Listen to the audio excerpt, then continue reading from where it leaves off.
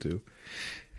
All right. Hello, everybody. We're back for episode 2 of the Punchcast. I guess technically it would be like episode 4 by now for counting the original run. Oh, we're changing the numbering again? Okay. Yeah. We're not using the legacy numbering. We're just going, this is brand new.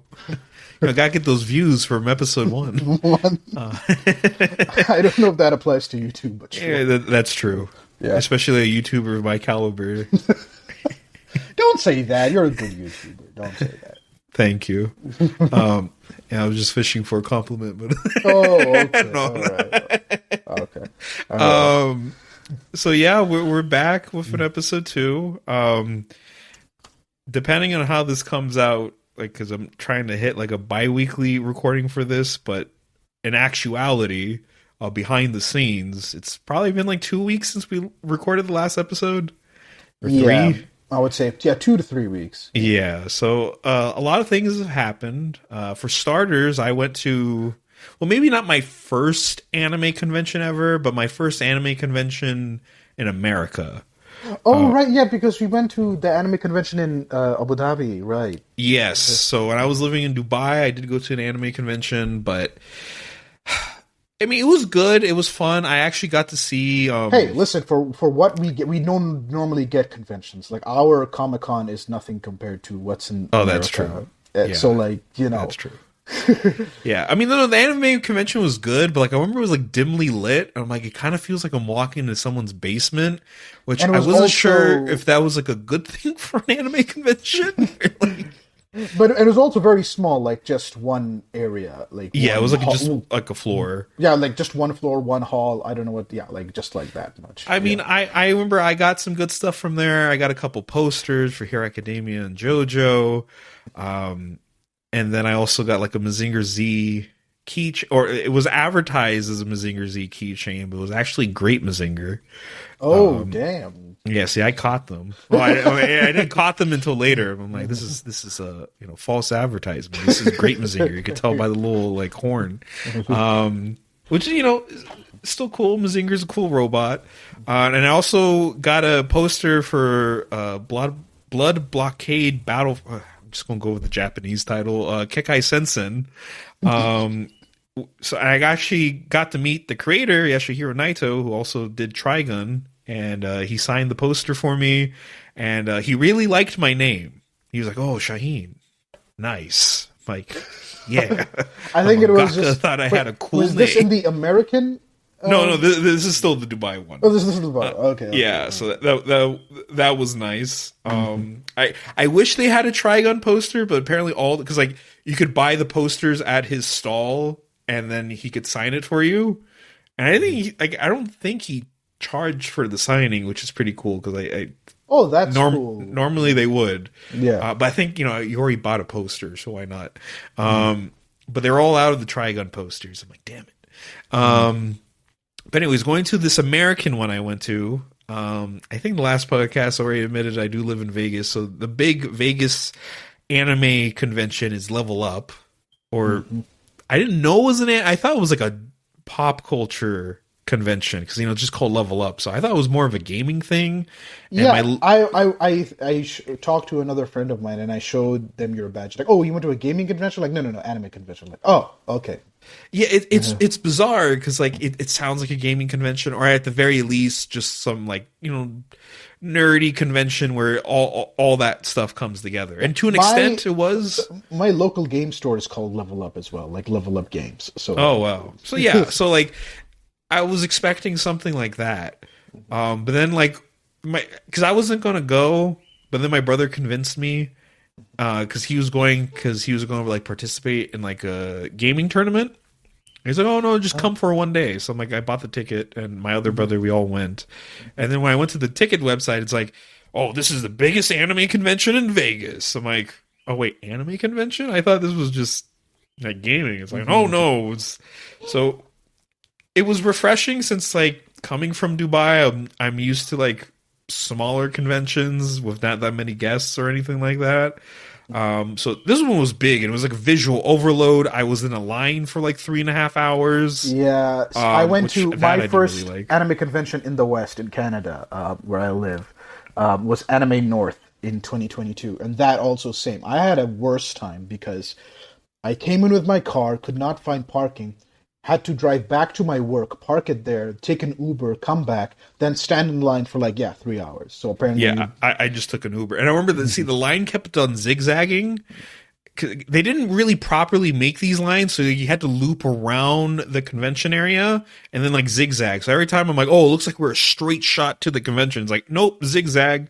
And I'm like, oh, okay. So yeah, it took a very long time to get there. And then once I was finally in, it was a gigantic convention. It was almost like sensory overload. There was so many people and so many lights and sounds and things to look at and people moving and bumping into you. Yeah, I was kind of okay. I now know, because because when I was sending you pictures of when I went to Anime North, I had a hard time remembering oh, hey, take a picture, take a video, blah blah blah, because there's so many people, so many things are happening at the same time.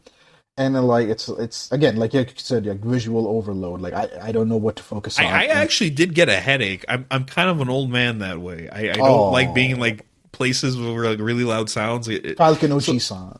Yeah, so because I remember I went to a cousin's wedding, and towards the end they started blasting music and dancing and the lights and all that. And I was I had a headache. I'm like, man, I just want the wedding cake and go to sleep. I'm done. I'm out of here. You don't like roller coasters either, so you're double old man. Okay.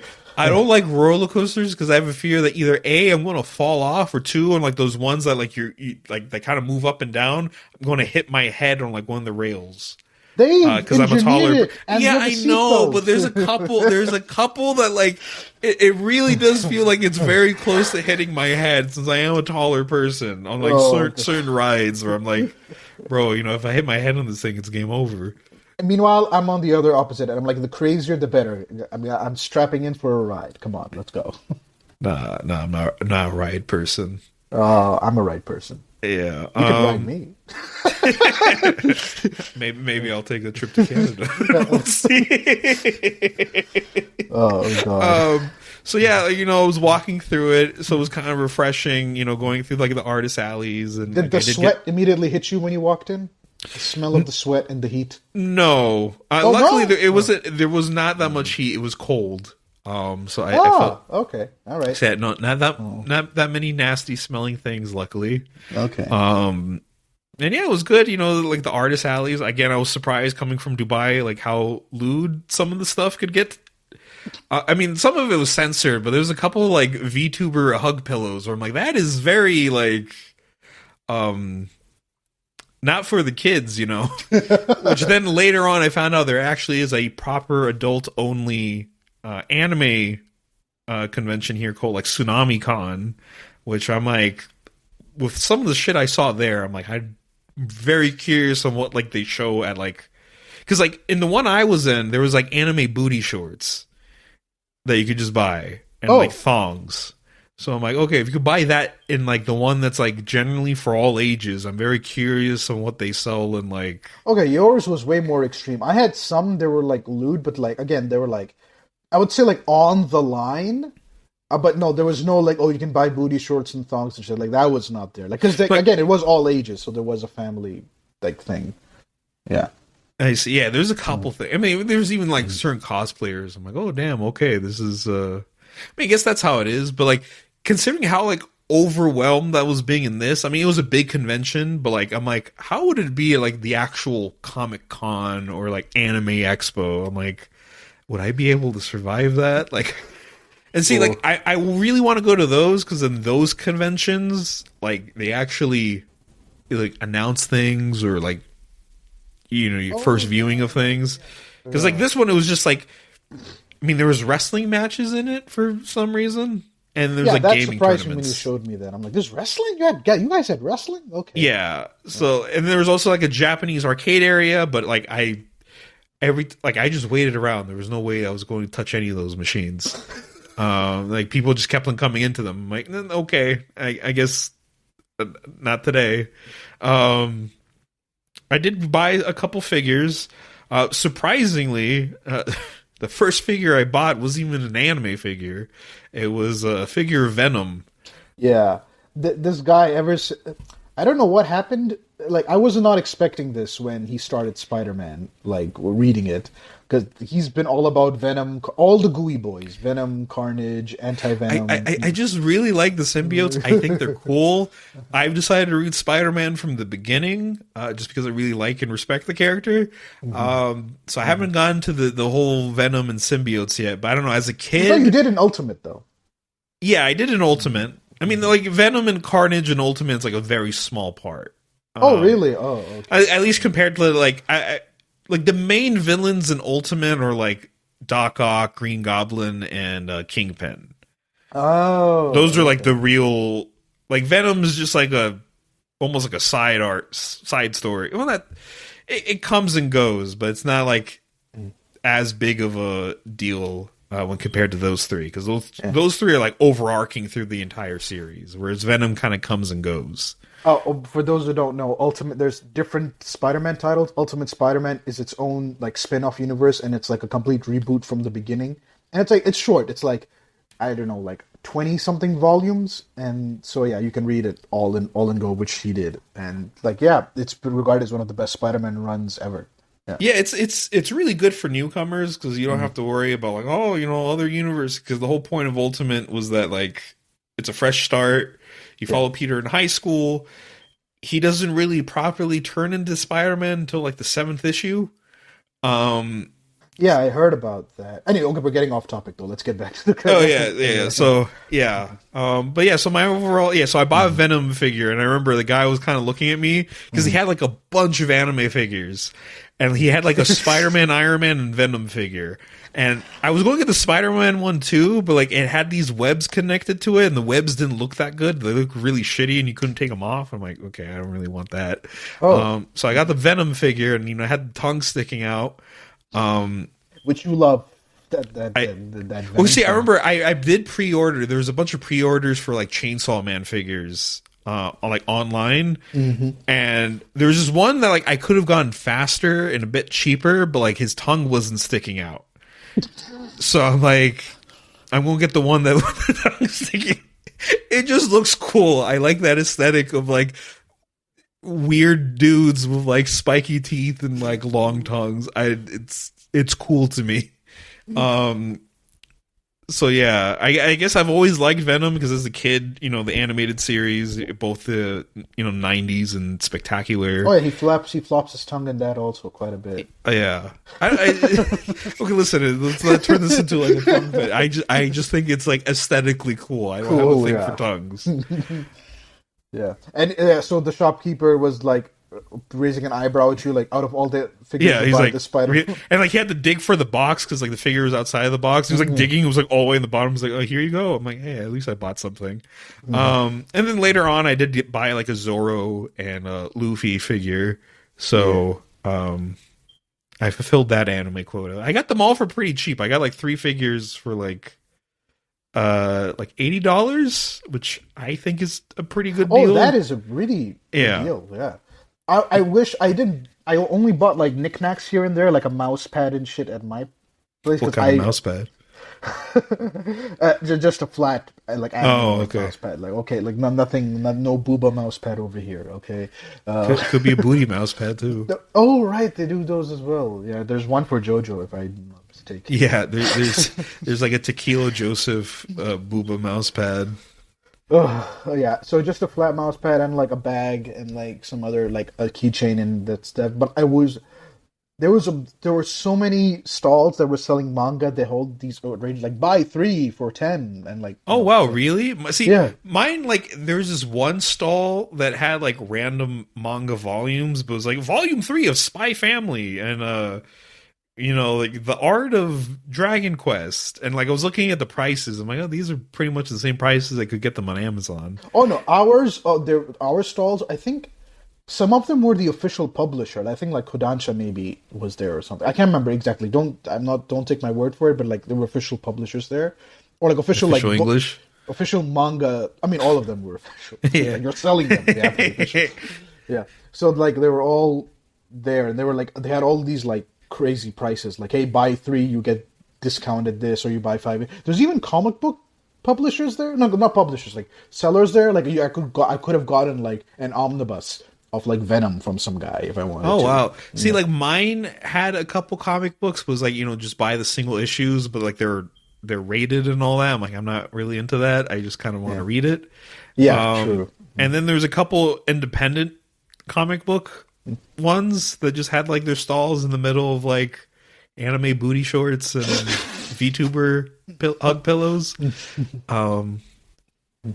So yeah, and then I saw some interesting cosplay. Oh yeah, we talked about this. So okay, can someone in the comments explain because this is something both in my convention that I went to and Shaheen experienced at his convention. Group of dudes, like a good like 5-6 group of 5 or 6 dudes, all dressed as maids. Yeah, I was surprised. I saw like probably in that convention, I saw 7 dudes just dressed up as maids. Yeah, is there something we're missing? Is there like an anime that we're not aware of that like people are referencing? Because I'm very confused. Like why? Because like in my convention, there was so many Spy Family cosplayers, like so many yours, so many Anya, so many Twilights. So I'm like, okay, I know where that's coming from. Like I'm aware of what, because like that Spy Family, I think the anime just hit at that time, so it was very, very hot, and the manga was going on for a while, so it was like the hot thing at the time. So I get that. I don't understand where the whole dudes and maids, like buff dudes and maids, is coming from. Is there something specific it's referencing? I don't know. Yeah, I'm not sure if that's a thing that's been going on. It was interesting to see that. Like, I felt like I saw that more common than like even Spy Family cosplay. I mean, like if I were to like rank the more common cosplays I saw in the convention, like the top would be like the dude maids, and like a lot of them had really good maid outfits too. Yeah, no, they're all in. To that. Yeah, they're all in. It was funny because when we were waiting in line, one of them went to one of the food trucks outside and like brought it back to his homies. I'm like, nice. And then after that would probably be some Spy Family cosplay. Then below that would be Chainsaw Man cosplay. And then after that would probably be like Deadpool. That's still a thing. Yeah, I saw like 4 Deadpools. Oh, really? Okay. Yeah. For me, it was like, just Spy Family, then Chainsaw Man. There were a lot of like powers and like Degis and stuff like that. And then there was everything else was then like scattered. Again, like then there was like the group of maids, but everything else after that was just scattered. Everybody was dressing up as like different things from like different anime and stuff. But like, yeah, so Chainsaw Man and Spy Family were like the top 2, I would say, the highest. I think probably a lot of Genshin, which I didn't recognize, but I'm pretty sure there was a lot of Genshin. Oh, I might have seen some Genshin characters, but I might have just assumed they were VTubers that I didn't know. I don't recognize that. Must be a VTuber because there's so many. I mean, they might as well be. I mean, if it's that Niji-Sanji En, I just don't. I don't care. Yeah. So that was your experience. Will you go to another anime convention? Has this convinced you to go to another one? Or you're like, nah, one and done? No, I probably like. There's another anime convention that's like I think coming up called Las Vegas Anime Convention, which I've never heard of these things. I mean, I've lived in Vegas on and off, but I feel like I went to one and now all these other ones are coming out of the woodwork. To be fair, you've been gone a long time, so maybe that's in the true. Meantime, and I guess that makes sense because remember initially I was kind of like bummed out. I'm like, oh wow, I'm surprised. Like I thought Vegas would have more of a nerd scene. It turns out there is, just some of it's a bit further away from where I live, and then the conventions, like some of them are a little bit more niche, which I'm probably not going to go to the niche ones that are just like in a hotel convention room, because those seem kind of like a waste of time. Oh, really? Okay. Like, not even like a big hotel. Like, there's some hotels in Vegas that have really big convention rooms that you could, have an expo, but like a smaller hotel that's probably like, probably like the ones we would have gone to in Dubai.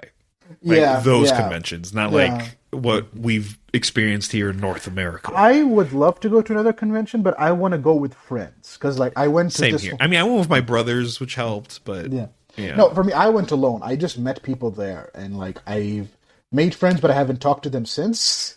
Yeah, see, So I would not go alone. I would definitely have to have someone along with me. for me, it was just just the experience because I'm like, hey, I've never been to a big anime convention before. I'm new to the country. Let's just see what happens. And I had fun there. But yeah, like next time, I'm definitely like, no, I want to go with friends, especially since like you're standing there for so long, like for like all these lines and stuff. Like, no, I need someone there to like converse with and like. Oh yeah, definitely. Like if my brothers weren't there for that 3-hour line, I probably would have been like, all right, I'm going home. That was $40 wasted. Like I ain't doing this. Yeah. So like, if, for example, if you were there, like that 3-hour line would have gone like by quick. Oh yeah, And then, definitely. yeah. Yeah. I mean, there's other conventions. I really do want to go to like one of the, the conventions, like Anime Expo or Comic Con.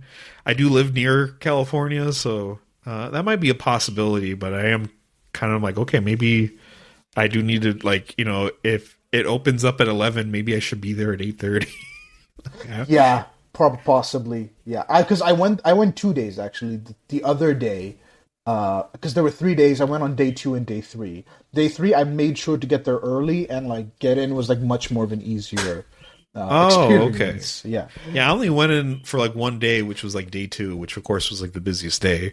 Since like Saturdays are generally the more popular days. But yeah, for the most part, it was fun. Nothing too crazy that I experienced there. I thought I was going to come out with like a crazy story, but for the most part, everyone was well behaved. It was all good. Nothing too crazy beyond some of the stuff I saw in like artist alleys. No one slapped you with a yaoi paddle. Oh no, I don't think it was those kind of anime conventions. Did I see Maybe anything in like the that? Tsunami one it will be. Maybe, but I'm not going to that one because I'm like that one. Just like no offense if anyone who's listening is going to it, and maybe if you did have gone to like the past ones, you could maybe convince us in the comments. But it just convince Shaheen in the comments. I can't go. I live. I mean, you can still come. Like, oh, you pay for the ticket, then I'll come. Oh, okay, we're gonna be like that. See, listen, I would pay for my own ticket to come with you to Anime North, but if it's gonna be like that, okay. Anime North is a different beast than Tsunami. Okay. Listen, we can make it like Tsunami together. Oh, God. We can be more exposed, guy, maybe. Bare chested. Maybe we'll get big enough one day. We'll do a podcast live from there, like with a crowd. Yeah. Episode 2, we talked about you guys. Where was I going with it? Yeah. So the thing with TsunamiCon, because like I showed you a picture of the advertisement. Actually, let me pull it up. Oh yeah, let me pull that up too. Yeah. So like, because like it came to me on Instagram since Instagram found out I went to one anime convention. Now they want to advertise every single one to me. So it's like, yeah, buy the lifetime VIP admission pass and get like the naked sushi experience. And I'm like, oh, okay. And then it's like, yeah, there's going to be a pole dancing competition, a burlesque show, a comedy show, live voice actor performances, which I'm curious, like what kind of voice actors are these? Do they have a website we can? They probably do. And then an adult game show. Oh, it's SumiCon, not TsunamiCon. Oh, yeah. Wow. Okay, I can't read. See, maybe I'm not old enough to go to this. Oh, so okay. No, they do. SumiCon. Yeah, SumiCon. I'm like, just checking out because I want to know who their guests are. Oh, okay. Geez, that's already with the. They're asking me if I'm 18 or older. Yes, I am. Yeah. So like, I'm just curious, like. What I'm going to see there, what kind of people are going to be there. Okay, so I'll tell you the guests. Melody, Project Melody, who's a VTuber, lewd VTuber. You're right. Several very lewd cosplayers, male and female, but mostly female, because, of course. Okay. We could change that. Just a lot of female. Like, I could be hentai common. Okay, special appearances, but again, these are just female cosplayers. I don't know their names. Like they don't recognize any of Yeah, I don't these. follow that many cosplayers, so Same. So like I I'm can't not tell too you who sure. these are. I don't know if somebody knows CC. Good for you. I'm pretty sure they're all fine people. But Okay, what what's about the the voice actors? Did they mention that? Because I'm very Oh, curious on okay. like who Exhibitors. they Let me are. see. Okay, well, these are just like face, just ats. Okay, after party, hotel. Oh yeah, the naked sushi experience. See, I'm curious because the way they mention it is like, are you going to be the naked sushi experience, or are you going to like have someone else be the? How does that work? I'm trying to find it. I can't. It's just the guests, but they're all like just cosplayers. Programming exhibitors. They have an exhibitor section, but it's all just like people's, I guess, like Twitter handles. It's not really. I guess it's probably like the artists and everything going to Yeah, be those there. are probably that's probably Artist Alley. Like I am curious what like it has to be like straight up porn because like I saw like some stuff that I feel was like kind of pushing the line for all ages. So like with this one, I would imagine it would be like a lot more loose. Yeah. Okay. How much is the price for these? See, like if I was going to it $20 to $500 is the range I'm seeing. for like for like the legacy pass or just a normal ticket. Wait, okay, so it just shows $20 to $500. Okay, get tickets. Okay, $20 is probably Oh, just the general normal admission ticket. 3 day is like $76. Okay, General that's admission that's 3 day fine. plus party, it's 86 and a half.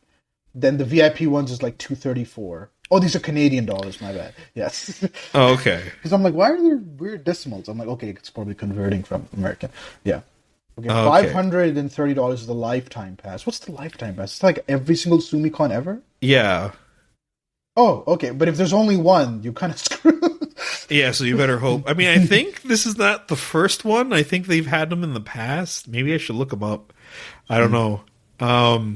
I guess that's homework. $30 if you want the one dayers, basically. And it Yeah. like changes on which day. See, like I would go if I had a friend, and like maybe if you came down and we could record a video and do like one of those Okay, like sure. convention videos. I'll be very uncomfortable, but like sure. Me too.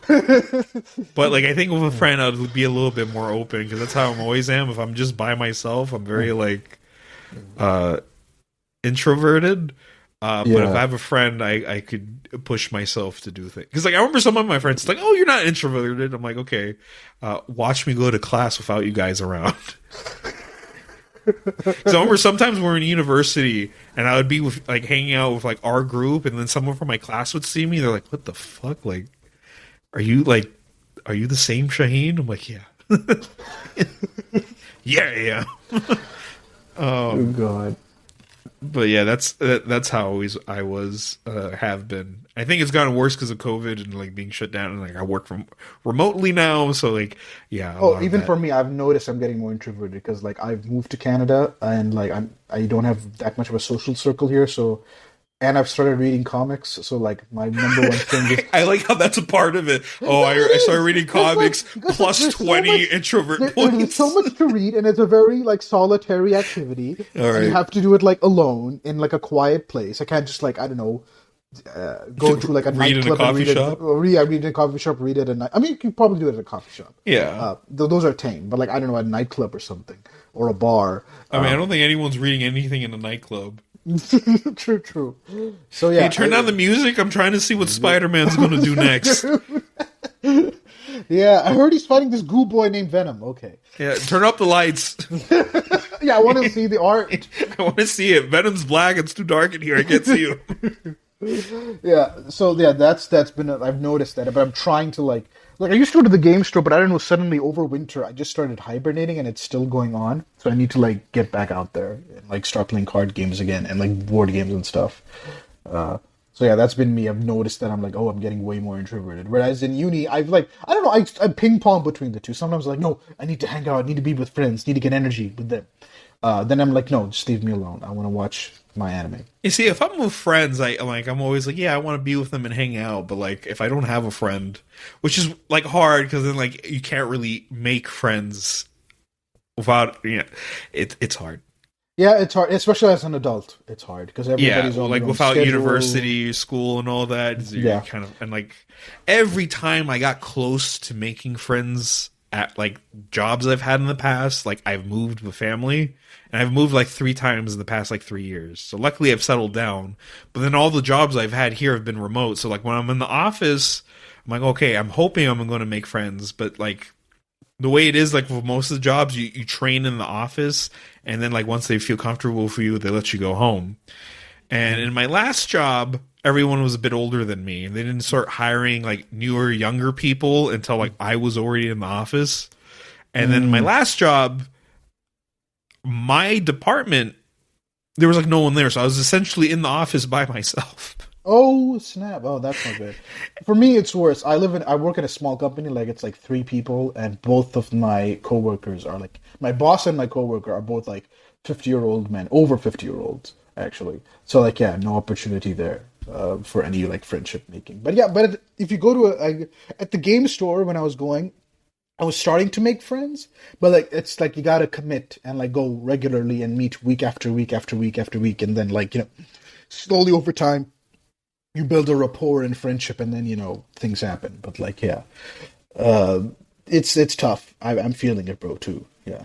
Yeah, I know. It's been hard, and like I'm almost like, should I go on a finding friendship app? And then part of me, I'm like, that just sounds so sad. This is what you but do. Like sometimes you're gonna have to either start a new hobby or go find a group that like is already into things. Like I don't know, like.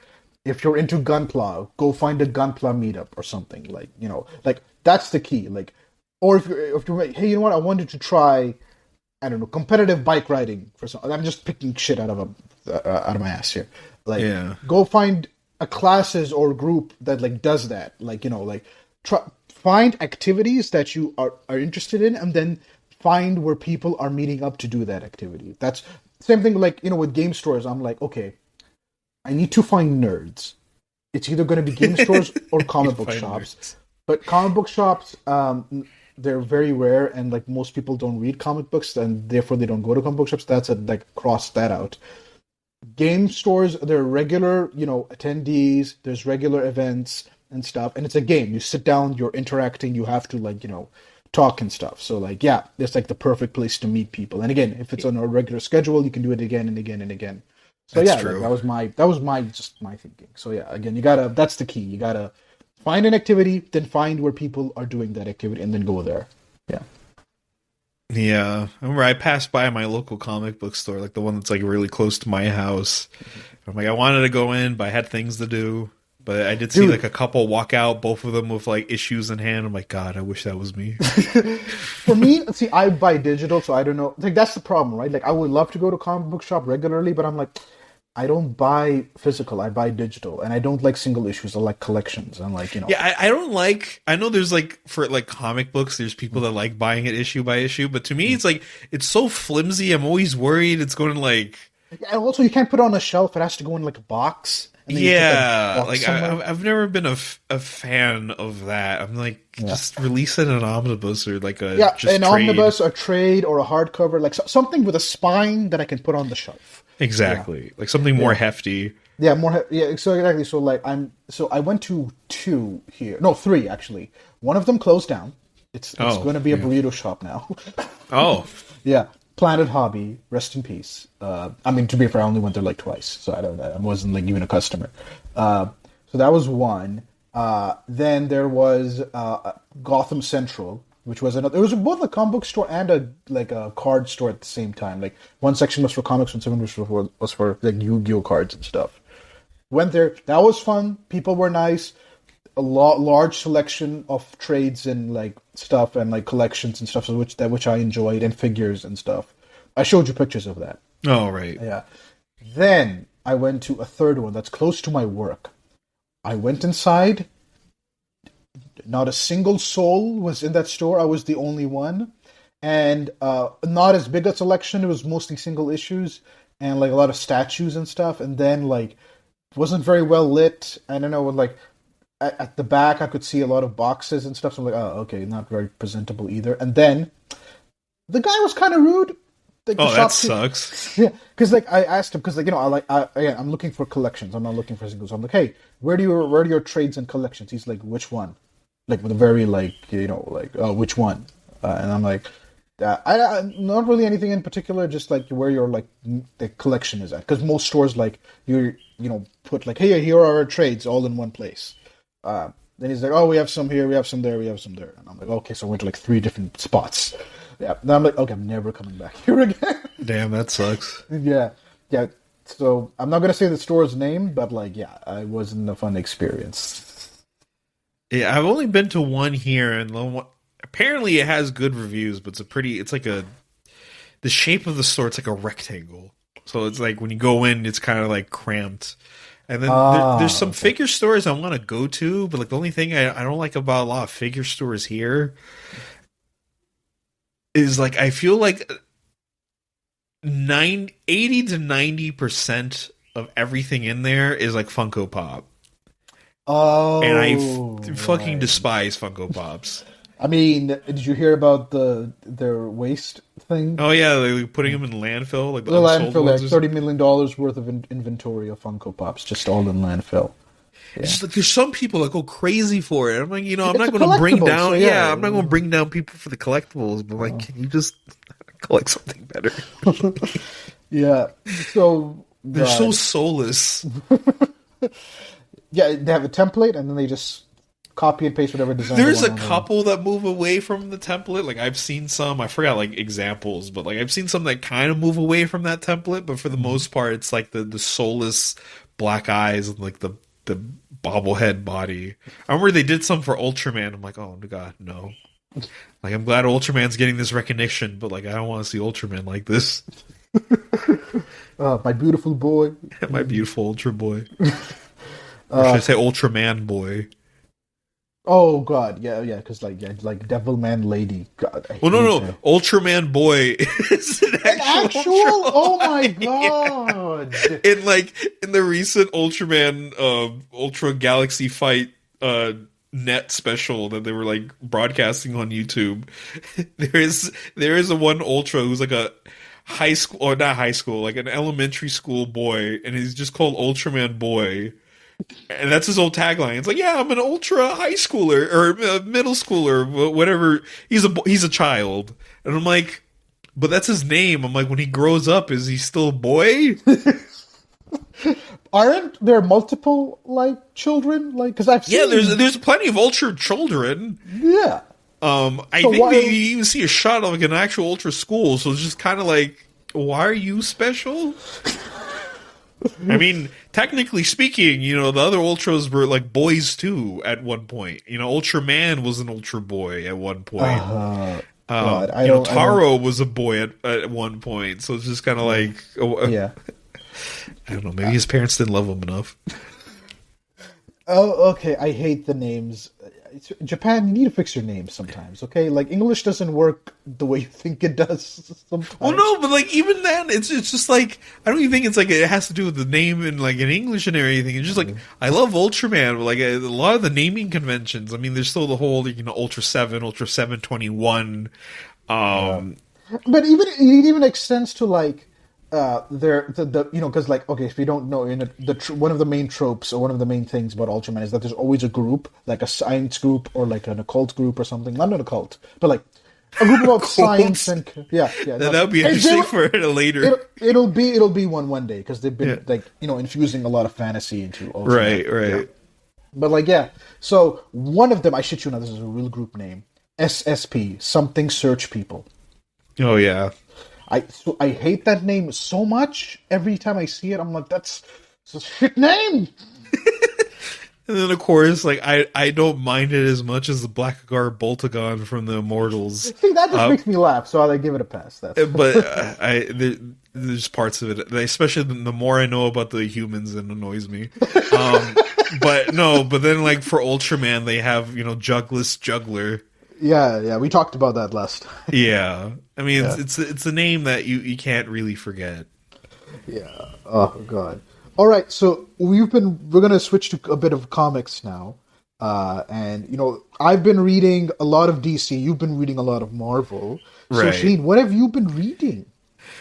In terms of Marvel, I've been going through like the Walt Simonson Thor run because that's kind of like the Thor run, I guess. Besides like the recent like God Butcher arc. Yeah, it's this, and then like these are the top two basically. The Jason Aaron God Butcher run is one that people talk about a lot. That's like it's gonna have a full like 2 omnibus set, and then the Walt Simonson one was like a top tier one. Yeah, yeah. So that one's good because like this one.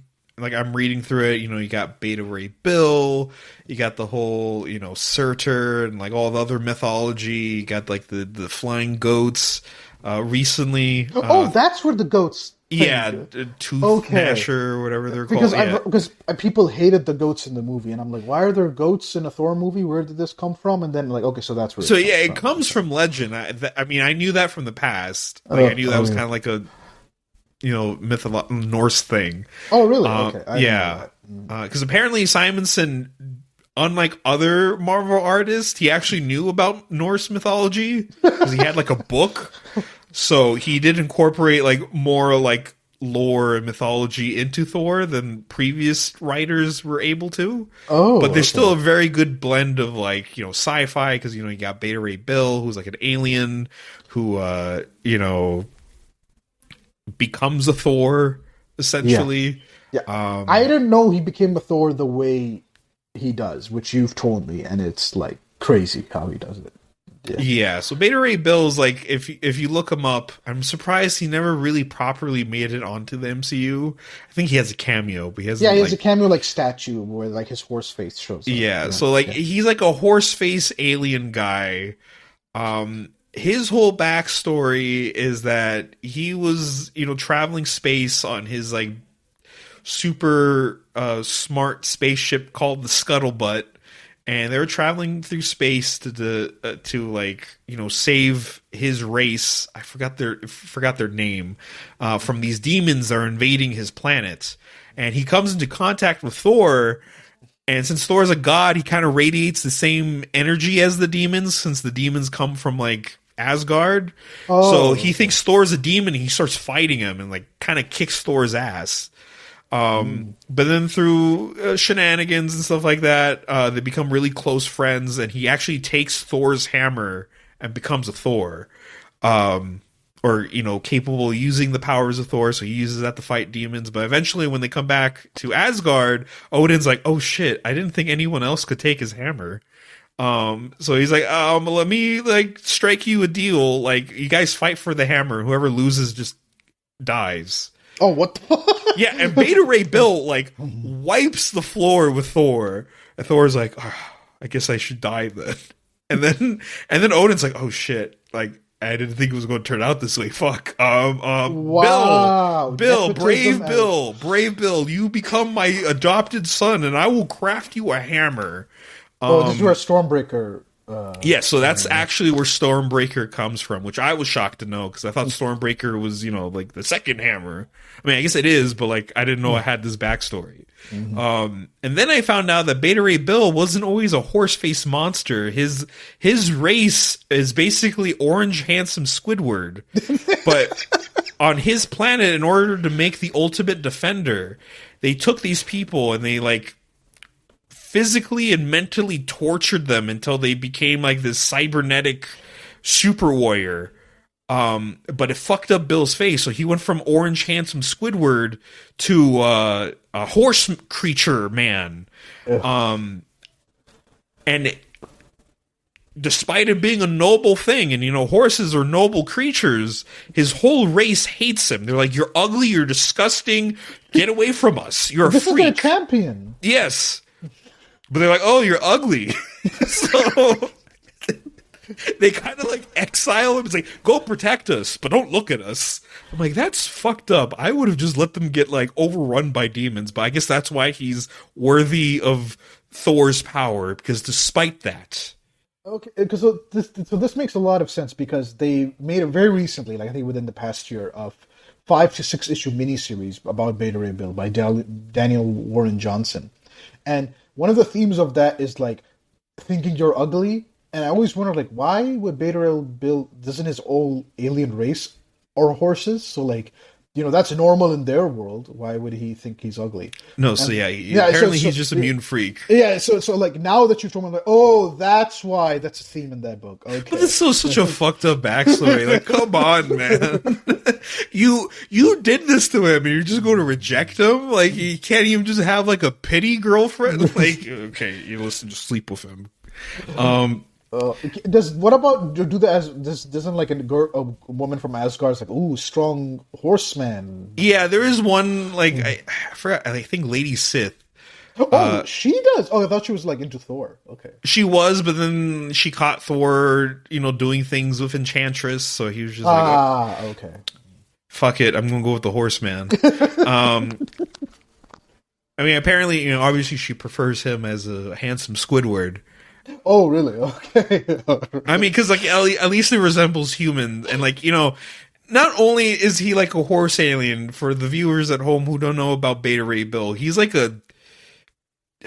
his teeth are always exposed and everything. It's not like he has lips. It's like a gnarly horse lizard alien creature. Google Beta Ray Bill and you will see. Like, yeah, I mean, I think he's a cool design, but like, oh no, he is. He does look cool. Yeah, he's a really cool design.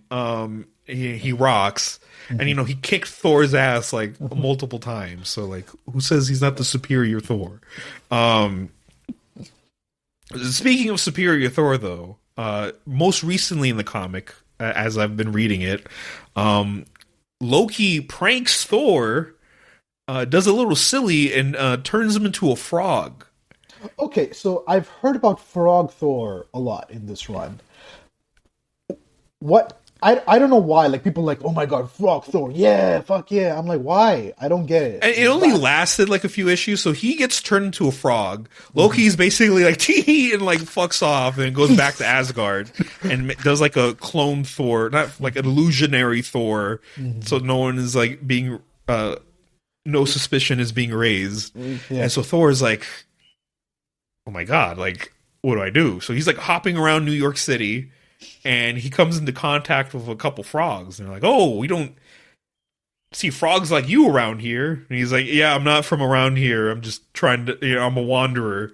No, just to be clear, these are not like magical frogs. He can no, these are just normal frogs. See, now he's a frog. He can understand other animals. Oh. So like the frogs all have like frog names. There's like Puddle Snap and a Bug Catcher. Like they're all frog-ish names. Mm-hmm. So he goes into like the frog kingdom, and they're like, "Hey, listen, we're fighting the rats." There's a kingdom of frogs. Okay, jeez. All right. Listen, the Thor, it's going to be all medieval and shit.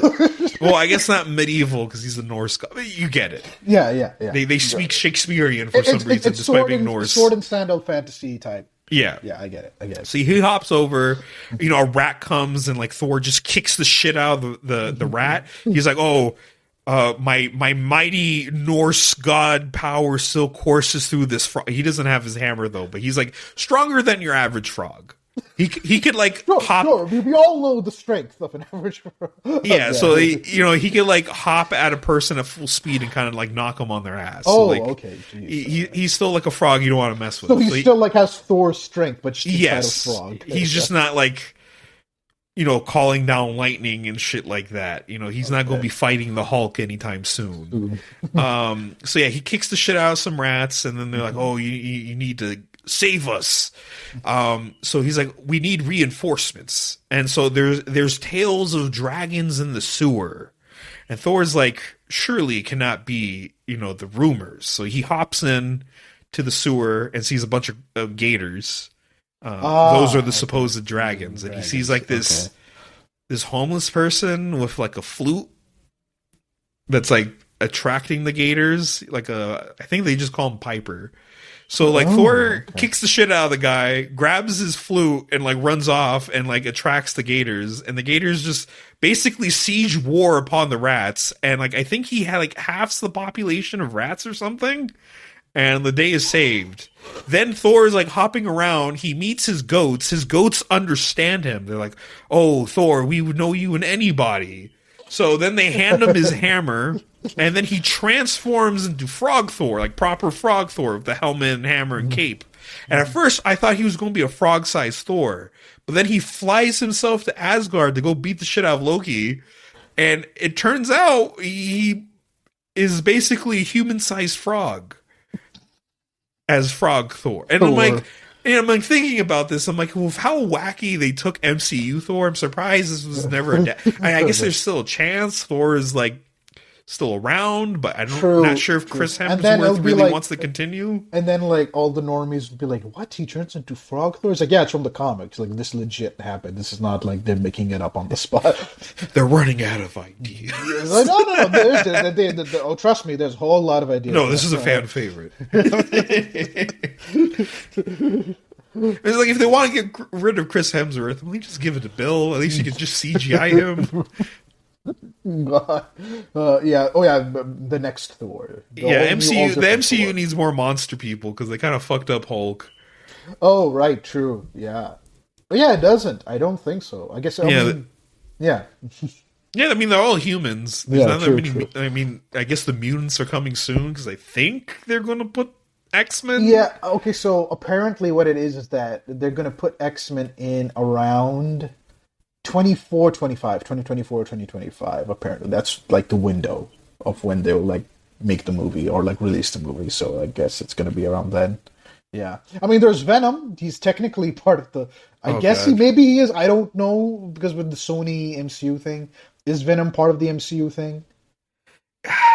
I don't know, because I watched No Way Home and there was that end credit scene. Oh, right, yes. Yeah. But like I'm not sure. But no, he's not, because then he sent him back to the original. Oh, yeah, he's not. He's canonically not in the MCU. Right. Yeah. But I guess it could be a possible... See, I'm not sure, because I know they're always going to continue on with Spider-Man. Since they are going to continue on. No Way Home basically makes him Spider-Man. Yeah, the most basic version of Spider-Man, which is a great segue into like... So, you read Ultimate, which is like the reboot, different universe starting point, which is what your first introduction into... Well, your first introduction in the comics. Right. Spider-Man. Right. And now you're starting from the beginning, like from the 60s. Stan Lee, Steve Ditko, Spider-Man. Right. So, yeah, that's... I read like the first Epic collection for Spider-Man. That's a different set of trades. Yeah. Yeah, so I finally read that, which it was fun.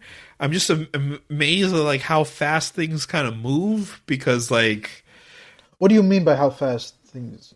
Just like certain things I thought would take years of build-up kind of happened pretty early on. Like the Sinister Six is the 7th issue or something. Or like, J. Jonah Jameson questioning if Spider-Man really is a good guy deep down.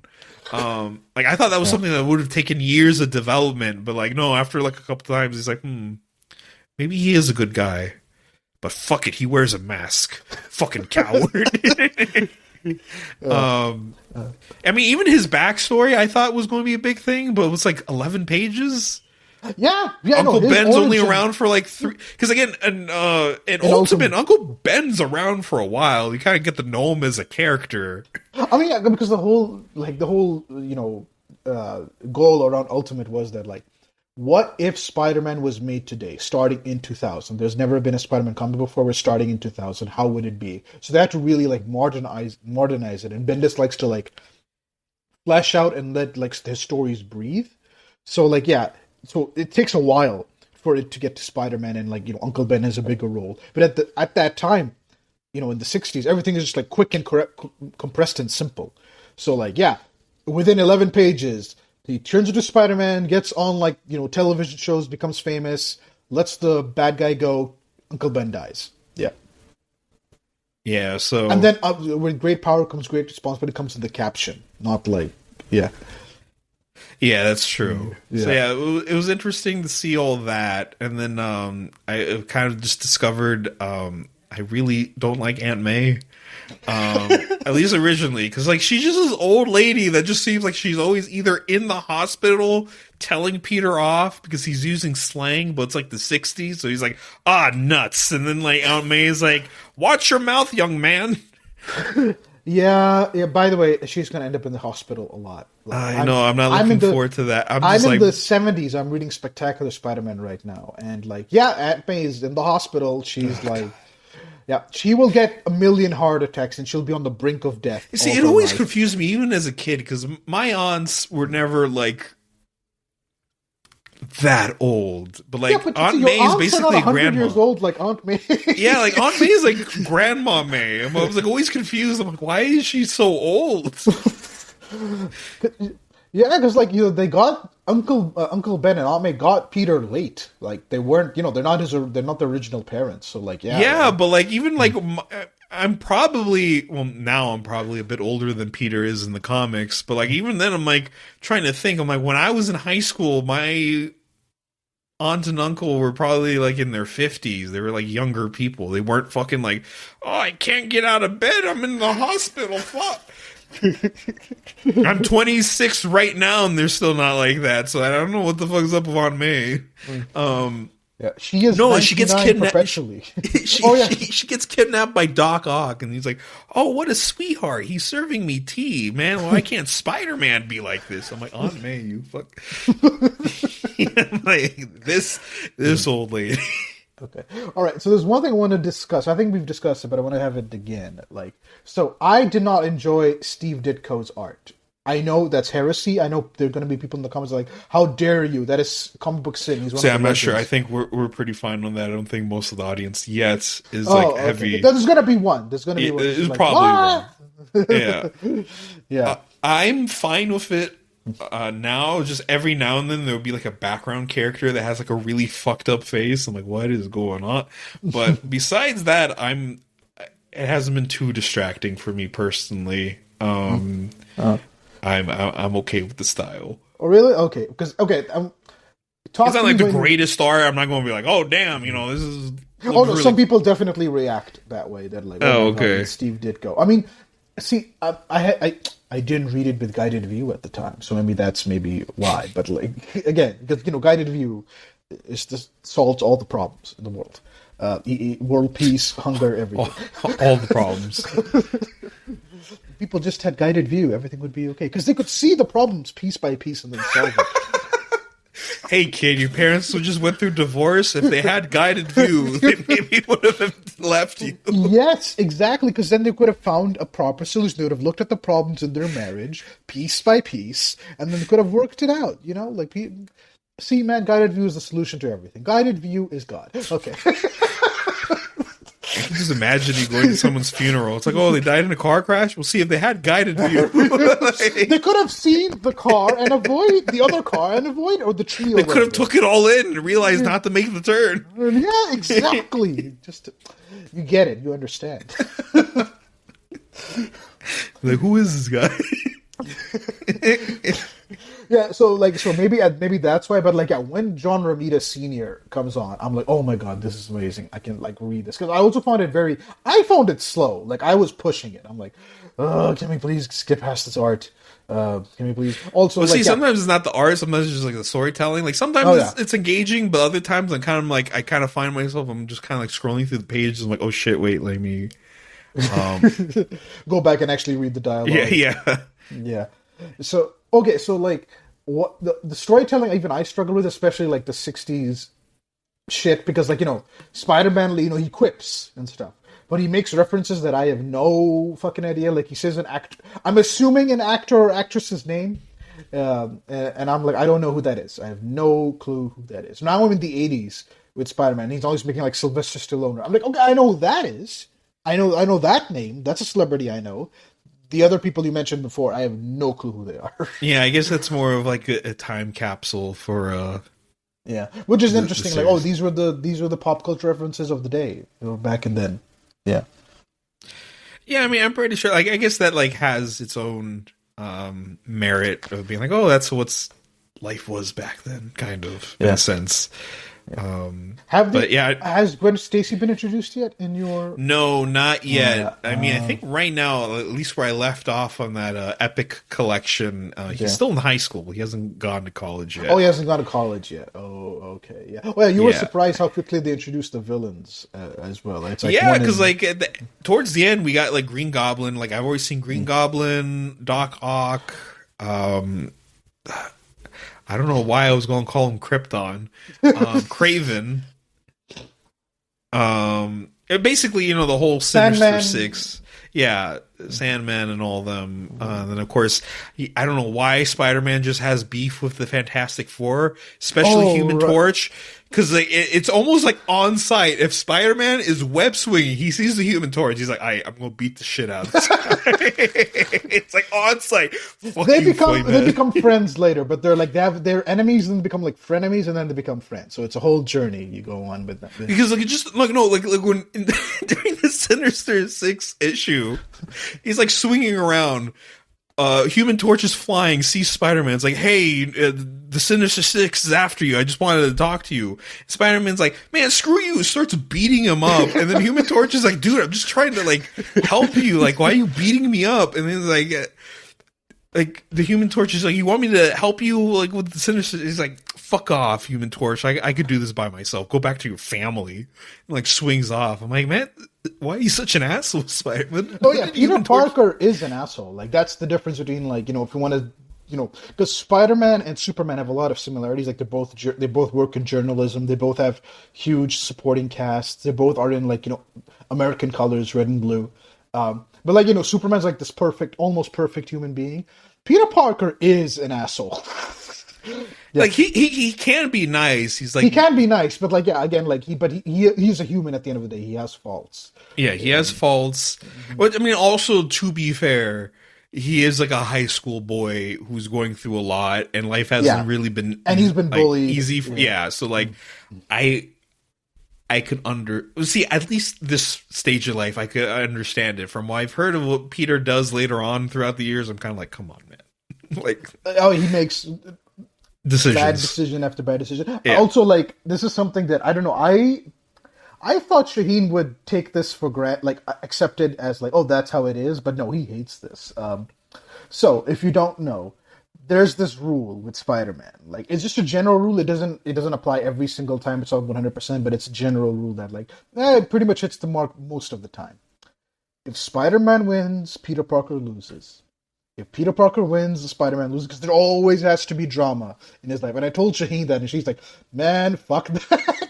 Well, it's annoying. I want my boy Peter to like just live a happy life. And I'm like, okay, I could almost accept that. Or I think for me later on, it really boils down to like the romantic drama. Oh, right. I'm like, why can't he just have a stable love life? It's like, no, we got to turn him into Archie. Have him like have a fucking harem, and will they? Won't they? Oh, this one's a bitch, so he moves on. I'm like, fuck. Because I don't know why. Because so many people that read or are like writing for like creators of Spider-Man right now, like they hold that era where he's like he's in those in a love triangle or is dating a new girl every time. Like where I'm in Spectacular Spider-Man, he proposed to Mary Jane. Mary Jane rejected it. Yeah, by the way, there was a rejection before they got married.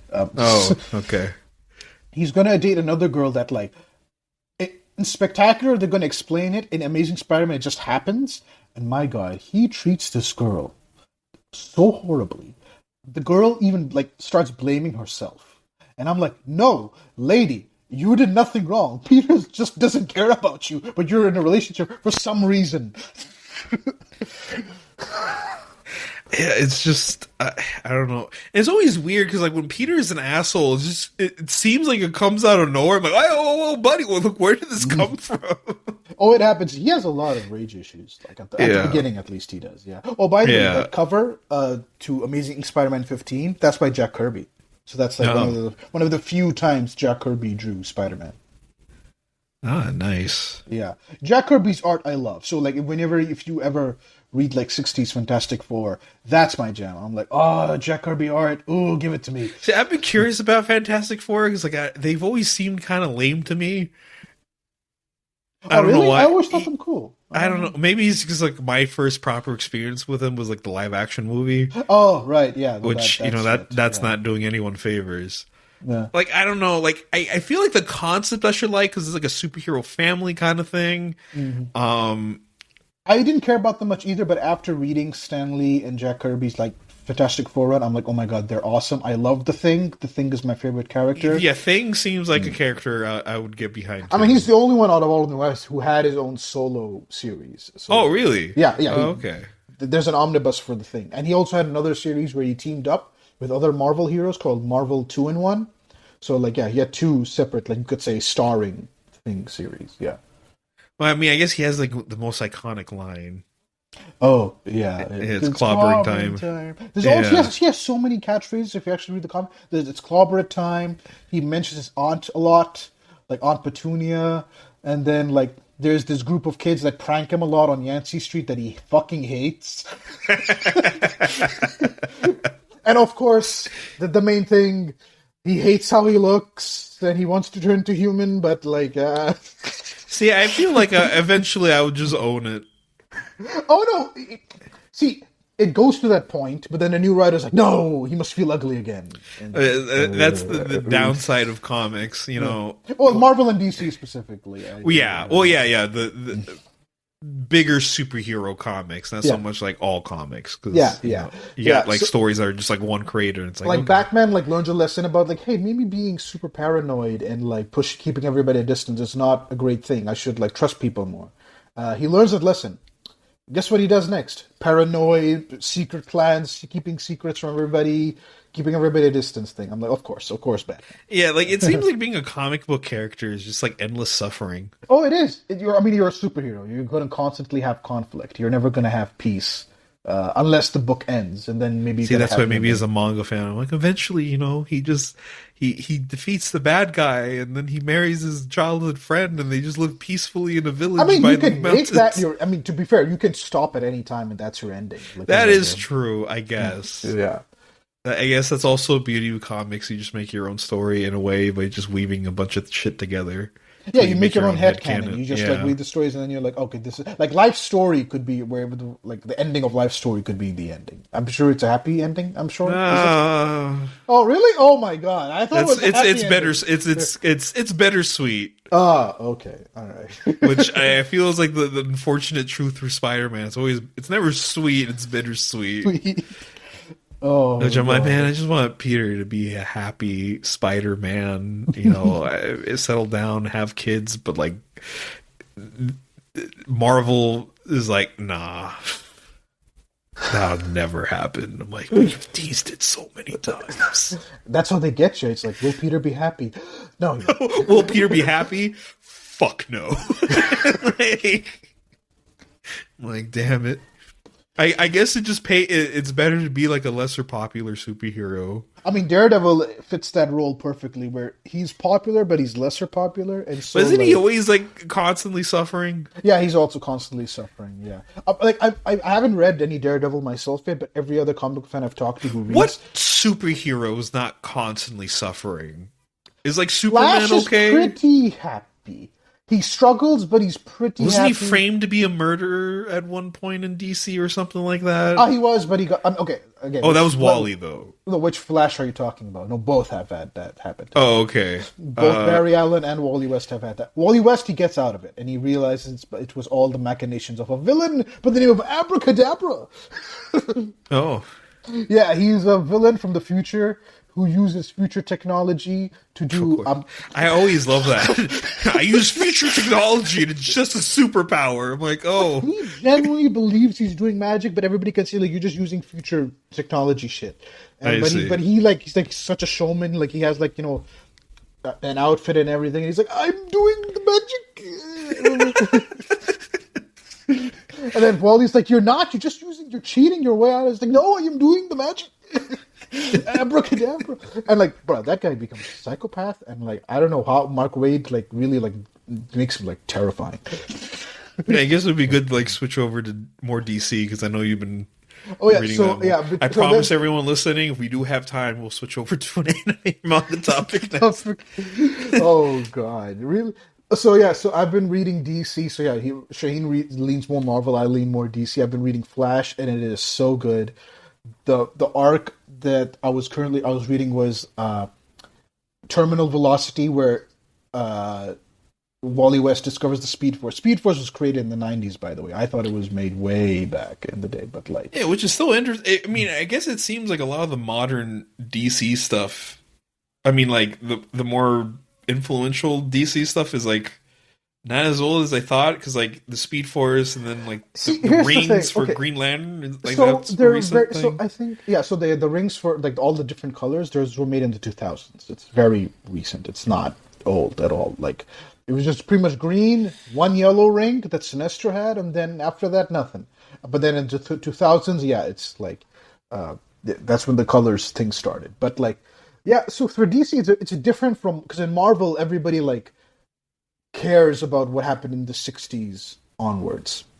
Because that's where Marvel like was birthed in the 60s in the atomic age. And like, they've never had like a full-on crisis like that like reboots everything from scratch. So people still care about Marvel from DC it's different. Most people only care about DC from post-crisis onwards. There are some things pre-crisis that people give a shit about, which happened in like 85, 86. Crisis, I mean, but like, yeah. There are some things people care about, even like for me, for example. I care about Teen Titans before Crisis on Infinite Earths. Because that's where it started and it continues. Like, it doesn't, the continuity still continues. They still reference things pre-Crisis and stuff. And like that, by the way, New Teen Titans is awesome. Please, if anybody's interested in reading Teen Titans, please read that. But like most DC fans are like, oh, 86 onwards. So they're going to like, that's why a lot of DC stuff, it's like more recent is like the more influential thing. So yeah, I'm reading Flash. So they introduced that where like they introduced the Speed Force and all of that. There's so much time travel, so much. And also there are so many Flashes. I listed them before we started recording. There's like 20 speedsters in the DC universe where I'm at right now. I'm pretty sure there's going to be more like down the line, and they're all like from different eras, different timelines, different, yeah. No, not from a different universe yet, but different timelines, definitely, because there's a lot of time travel in it. Like, there's 27th century, there's 30th century speedsters. Yeah, so, God, there's so many. And then they introduce Savitar, who's this, like, religious zealot about speed. Like, I must go fast and meet the Speed Force, which he thinks it's God. Like, he thinks Speed Force is God. It sounds like a weird concept. Like, oh yes, speed must be God. No, he's all about speed. Like, once you learn, like, oh, he can go faster. Is he a man from the future? Or is no, he just no. He's a man from the past, but who time jumped because of Speed Force shenanigans to the present. I see. Maybe it makes more sense when you read it, because it's just as a concept of like, yes, I worship speed. I'm like, but like, oh yeah, when you read it, I think it's a weird, yeah. He knows that his powers are coming from a place, like some place where all the energy is. So he worships that energy where it's coming from, because that's where his power is derived from. I see. Yeah. So yeah, so it makes sense. Like, oh, he worships the Speed Force actually, and he's all about the speed. I must go fast. Yeah. So it's really like Sonic the Hedgehog. Sonic the Hedgehog isn't like a religious zealot though. Like, but he's all about speed. You could argue he taps into the Speed Force when you press that'd be square a fun and he race. boosts. Sonic versus Flash, who would win? I'm pretty sure they've done like a death battle for that. Yeah, true. Actually, no, I think it was just Flash and Quicksilver. I don't think they factored in Sonic. Can they beat Hypersonic? Well, no, Supersonic? Oh, that's the Golden Sonic thing? Yeah. Oh, okay. Yeah, I'm not a Sonic fan, so yeah, all my Sonic information comes from Shaheen. And the weird shit on DeviantArt, which... I don't really think that's like canon Sonic. I mean, see, like, I'm not even like a Sonic fan. Like, I don't think I've ever finished a Sonic game. Like, I've played through the middle of Unleashed, but this one level annoyed me and I could never beat it, so I quit. Which, I'm just a bad gamer, as we'll probably cover throughout many podcasts if we ever talk about gaming. I'm not the biggest hardcore gamer, but I do like it. Yeah.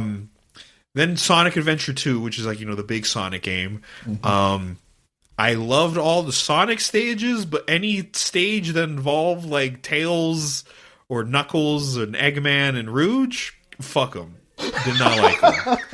I'm here for Sonic. I am only here for Sonic and Shadow. Then, of course, I played the Shadow game, which, as I've the one said with the gun. Yeah, the one with the gun, and every time you die, he's like, "Damn, not like this."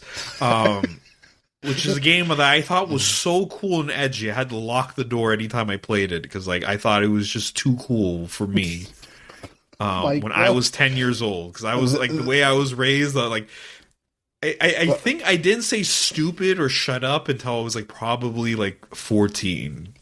That blows my mind. Which especially considering where I'm at now. Like, no. I didn't watch many like things with blood or anything. I was pretty. This is coming from a guy who did a hardcore manga recommendation. And not only that, whose like favorite series is Dorohedoro. Like, one of the most iconic scenes is two people like splitting a dude in half and then like just smashing him to one of his friends and then calling it a bully sandwich. See, I don't remember that, so I got to reread it.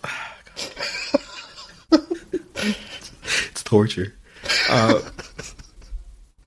See, it's like either you're like the closest one that like, I do have confidence that one day you will actually have read Dorohedoro. I have a couple friends that read it, but then tell me about it, and then like when they're done, like, oh yeah, I read it, and I'm like, oh, you want to have a conversation? No, it's okay. I would rather talk about Demon Slayer. I'm like, oh, that's cool. Fuck me, I guess. And then other friends I've tried getting into, and they're like, oh, I can't, I don't like the art. I'm like, you're weak. I don't know how to explain it to you. I mean, everyone can have an opinion, but that's a weak opinion. Yeah, and then they're like, "Oh, I watched the anime, I tried the manga again. No, still can't do it." It's like no, and then like no, there's one person that was willing to like maybe like get used to the art style and watch the anime. Then it was like, "Oh no, the anime has CG." I'm like, the anime CG is like bad. It's a finer example of. But then again, like anime fans are in this really weird reactive stage right now when it comes to CG, to the point like even something as good as the recent Trigun anime, which looks fantastic, and it's all CG. Like, no, shitty CG. Fuck this. This ain't my Trigun. I mean, there's other reasons why they're like, this is not my Trigun, because like the new Trigun Stampede is really going for its own thing, which is for someone that has read the manga as well as the original anime, which is, for as much as people like the original anime, it's not like the manga at all, because the manga was still ongoing at that point when the anime ended. So really? Okay. It is nice to have, different takes on Trigun. In a sense, it is kind of like a comic book character. You every adaptation's different. You have, kind of like a general, guideline and certain things to expect from certain characters, but things are different, and some people are speculating this might be kind of like almost a weird bizarro prequel to what we saw in the original anime, because certain characters haven't shown up yet. So the two girls aren't in it. One of them is. Meryl is, but Millie, the tall one. The tall one, yeah. Yeah, she's not there. Instead, Meryl's partner is this guy named Robert De Niro, or De Niro. Of course. So, yeah, there's interesting things. It's really good. I'm really enjoying Stampede. It's going for a more dramatic route, whereas original was more a comedy before it went to drama.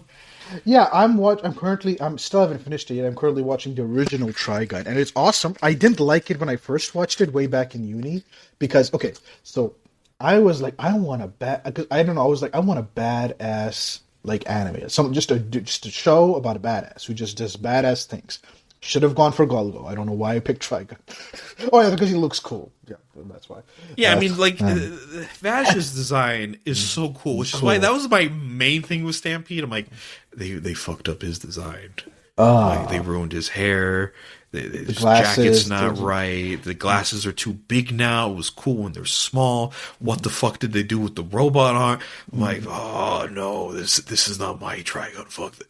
But then I watched it, and like, I'm still not 100% on board with the design. It's grown on me a bit, but I'm still like, no, the old design's like that's. And see, it also doesn't make sense because like Wolfwood comes in early, and Wolfwood always calls Vash a needle noggin because he has spiky hair.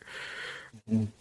In Stampede, he still calls him Needle Noggin, but he doesn't have spiky hair, so it's kind of like... Who calls him Needle Noggin? Wolfwood. Who's Wolfwood again? How is this the priest? Yes. Oh, okay, that's the one. Okay. Yeah, I was gonna be like, wait, how? Yeah. Where Okay. are you in Trigon?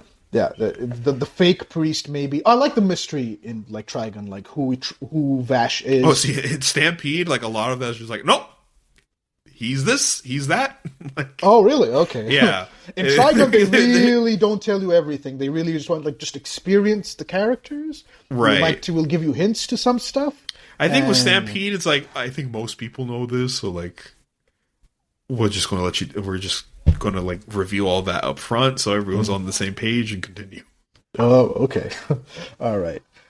So we're back to the comics though. We were reading, we got the anime topic. There you go. We got it in there. Yeah. Also, to tie it in, Wolfwood's also called the Punisher.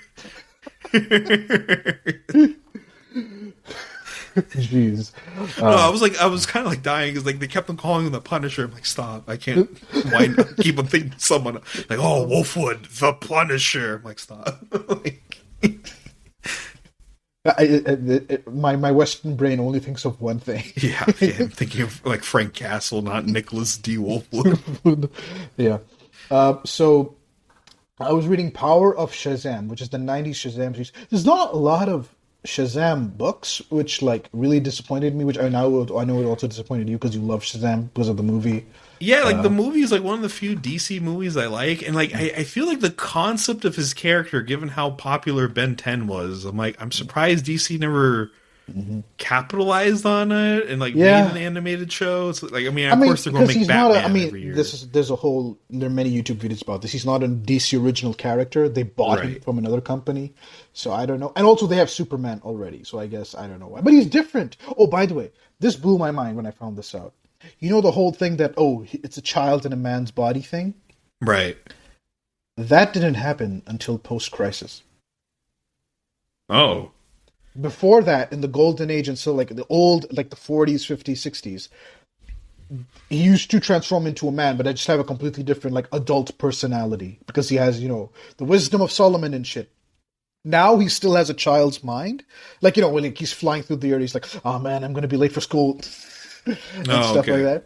And then, but he can access it. Like, it's a thing he can access. Like, okay, if I want to be wise right now, I got to access the wisdom of Solomon, then I can figure this problem out. That was something that was introduced much later on, like after like the 80s, where it's like, oh no, what if it was a child in a man's body thing? So yeah. Oh, by the way, just to make this clear, for the sake of simplicity, I will refer to him as Shazam, not Captain Marvel. Just because that's just okay. That's a choice I'm making. Yeah. All right. 2 middle fingers to you if you I don't know, have a problem with that. I forgot, what was the Shazam acronym? It was like the strength of Hercules. Actually, one second. I have a photo here, a cover actually. Yeah, it has it. The strength of Hercules, the endurance of Atlas, the power of Zeus. One second. Where is it? Hold on. You put me on the spot here. Okay. I thought we were going in alphabetical order. I'm like, wait, Hercules, but that's an H. Oh, yeah. So the wisdom of Solomon, that's where the S comes from. The strength of Hercules, the stamina of Atlas, the power of Zeus. Okay, I got that right. Yeah. The courage of Achilles, and the speed of Mercury. Okay. Yeah, I don't like the fact that they use the Greek god's name with the Roman god's names, but okay, whatever, fine. You got to make the acronym work. Yeah, and then you have Black Adam, his Shazam actually comes from the Egyptian gods. Right. Yeah. I wonder if that's a concept that could have been explored, where you just keep on doing Shazams, but like different mythologies. Like you could have like a Shazam of like Norse.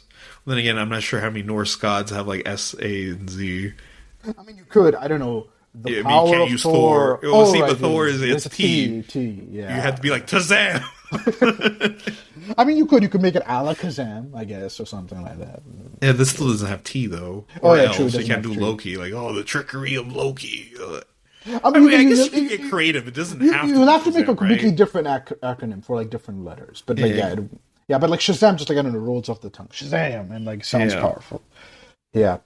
So yeah, I'm reading Shazam. It's been fun. It's very like golden agey in its like I thought it was going to be a complete reboot down to up, but no, it's like Shazam has been around for like 4 years at this point, like in the continuity of the book, and he mentions old foes and old characters. So I don't know where in the continuity it lands, because like everywhere I look, it's like, oh no, just like you read the origin story and then this immediately, or like the stuff in between. But the stuff in between is all post crisis, which like they don't really go into Shazam's like villains and rogues gallery or like his arch enemies and stuff. It's mostly like he's on teams and stuff, so they have to deal with a team problem. But no, in this one, he deals with a lot of Golden Age characters show up, like Bulletman, Spy Smasher, and like Minuteman was the other one. I keep on thinking when you say, because we were talking about this before, I keep on thinking Spy Smasher, Spice Smasher. Yeah. Yeah. So there's Shazam, and then there's Mary Marvel, and then there's Captain Marvel Jr. Which is like, and like the more the power gets, it's like that's where they got the idea of the family in the movie and in the like more recent comics, where it's like, well, what if it was just a family like all together? Because like they're already a family exists anyway. So like yeah, like just make it the Shazam family instead of the Captain Marvel family. So yeah, it's been good. It's been really, really a lot of fun. It's really fantasy. Like it's basically Superman, but if it had way more magic and wizardry and powers and stuff. By the way, he fights a demon. Like demon's the main bad guy of the book. Oh, okay. And the demon teams up with Captain Nazi and Black Adam. Captain Nazi. Yes, there is a character called Captain Nazi. He is basically Captain America, but what if he was a Nazi? Oh my god! No, but like, I mean, I'm joking. I mean, years later, Marvel will do it themselves. But he's just basically the superpowered Nazi soldier who was put into like cryogenic sleep by the Nazis, then thawed out years later, by this Nazi scientist. And then yeah, like he's crazy. He wants to destroy everything. He's also sexist. I just gotta build up the crimes of this guy. Because like he's a Nazi and sexist. Fuck this guy. Because he gets out of the chamber, and then like the scientist's daughter is about to like say something or like give an order, and the captain's like, I don't take orders from a woman, and then like I don't know, flies out and breaks shit. So like yeah. Oh, he can fly? Oh yeah, he can fly. He's basically he can fly. Yeah. Okay, because when you said he's like Captain America, I was just expecting like a super soldier. Oh no, he's like Captain Marvel, Shazam. Okay. Man, what were the Nazis doing to create that? I don't know. Either way, he's just like he has superpowers. Finish. I see. That's interesting. You feel that the Americans would be like, we could use this for something. So yeah, those are the two things I've been reading. I need to get back into reading Superman, Superboy, Steel, Supergirl. Oh, Steel had his like run. Yeah, too? Steel had a 50-issue run. Oh wow, okay. Yeah, that's yeah, more than I thought. And then there's JLA, and then there's Teen Titans, and then there's also Batman, and there's Batman has multiple titles, and then there's Catwoman, and then there's Robin, which is also like part of the Bat titles. And, that's the only thing that I regret getting into the big two, because like before with comics, I was generally just reading, comics from like Image or IDW, which for the most part you just read the series and you're good. Yeah, the just main like series, a manga, you just read the series. Mm-hmm. But then when you get to like the big two, it's like just a constant cycle, never ending. They all spin off each other. By the way, Flash has a spin-off. What's that called? Impulse. It's about Impulse. It's purely about Impulse and his adventures. So I'm like, oh god, I have to read that one too. It's been fun. I read the first 12 issues and it's been fun. But like, my god, it's so many. Because like now I'm at the point where like titles just exploded out of nowhere and they're all spin-offs of each other. Like Superboy comes from Superman, Steel also, and Supergirl. And then Catwoman and Robin are Batman spin-offs. And then there's also like all the team books like JLA. Oh, I have to read Aquaman as well. I forgot about that. God, see, hearing you talk about that, I'm like, oh, I don't know. But like, I mean, I don't know how, because like so there's this like saying within the comic books community. It's like a customer will walk into a comic book shop, they'll buy like 4 Marvel books and Batman. Yeah. So I'm like, how do you just only enjoy Batman? Just why? Just not the first of the DC. Because like, I feel Batman's almost like Batman is Batman. He is the king on top of everything. I almost feel if Batman was just his own publishing company, he would be fine. Oh, he would be. That's what they said about X-Men in the 90s, that like it could be like the third biggest publishing company if it was just all the titles. Just like oh, really? X-Men was that big back then? X-Men was that big. Okay. Yeah. That's interesting. Yeah, I guess that's the thing about Marvel that's cool. It's like you never know who's just going to be like the big cheese. Yeah. Oh, by the way, you know what Shazam's nickname is? What? The Big Red Cheese. Okay. Why? I don't know. They just call him the Big Red Cheese. Okay. Yeah, I just know that that's his nickname. Like, Superman's Man of Steel, Big Red Cheese. Oh, no.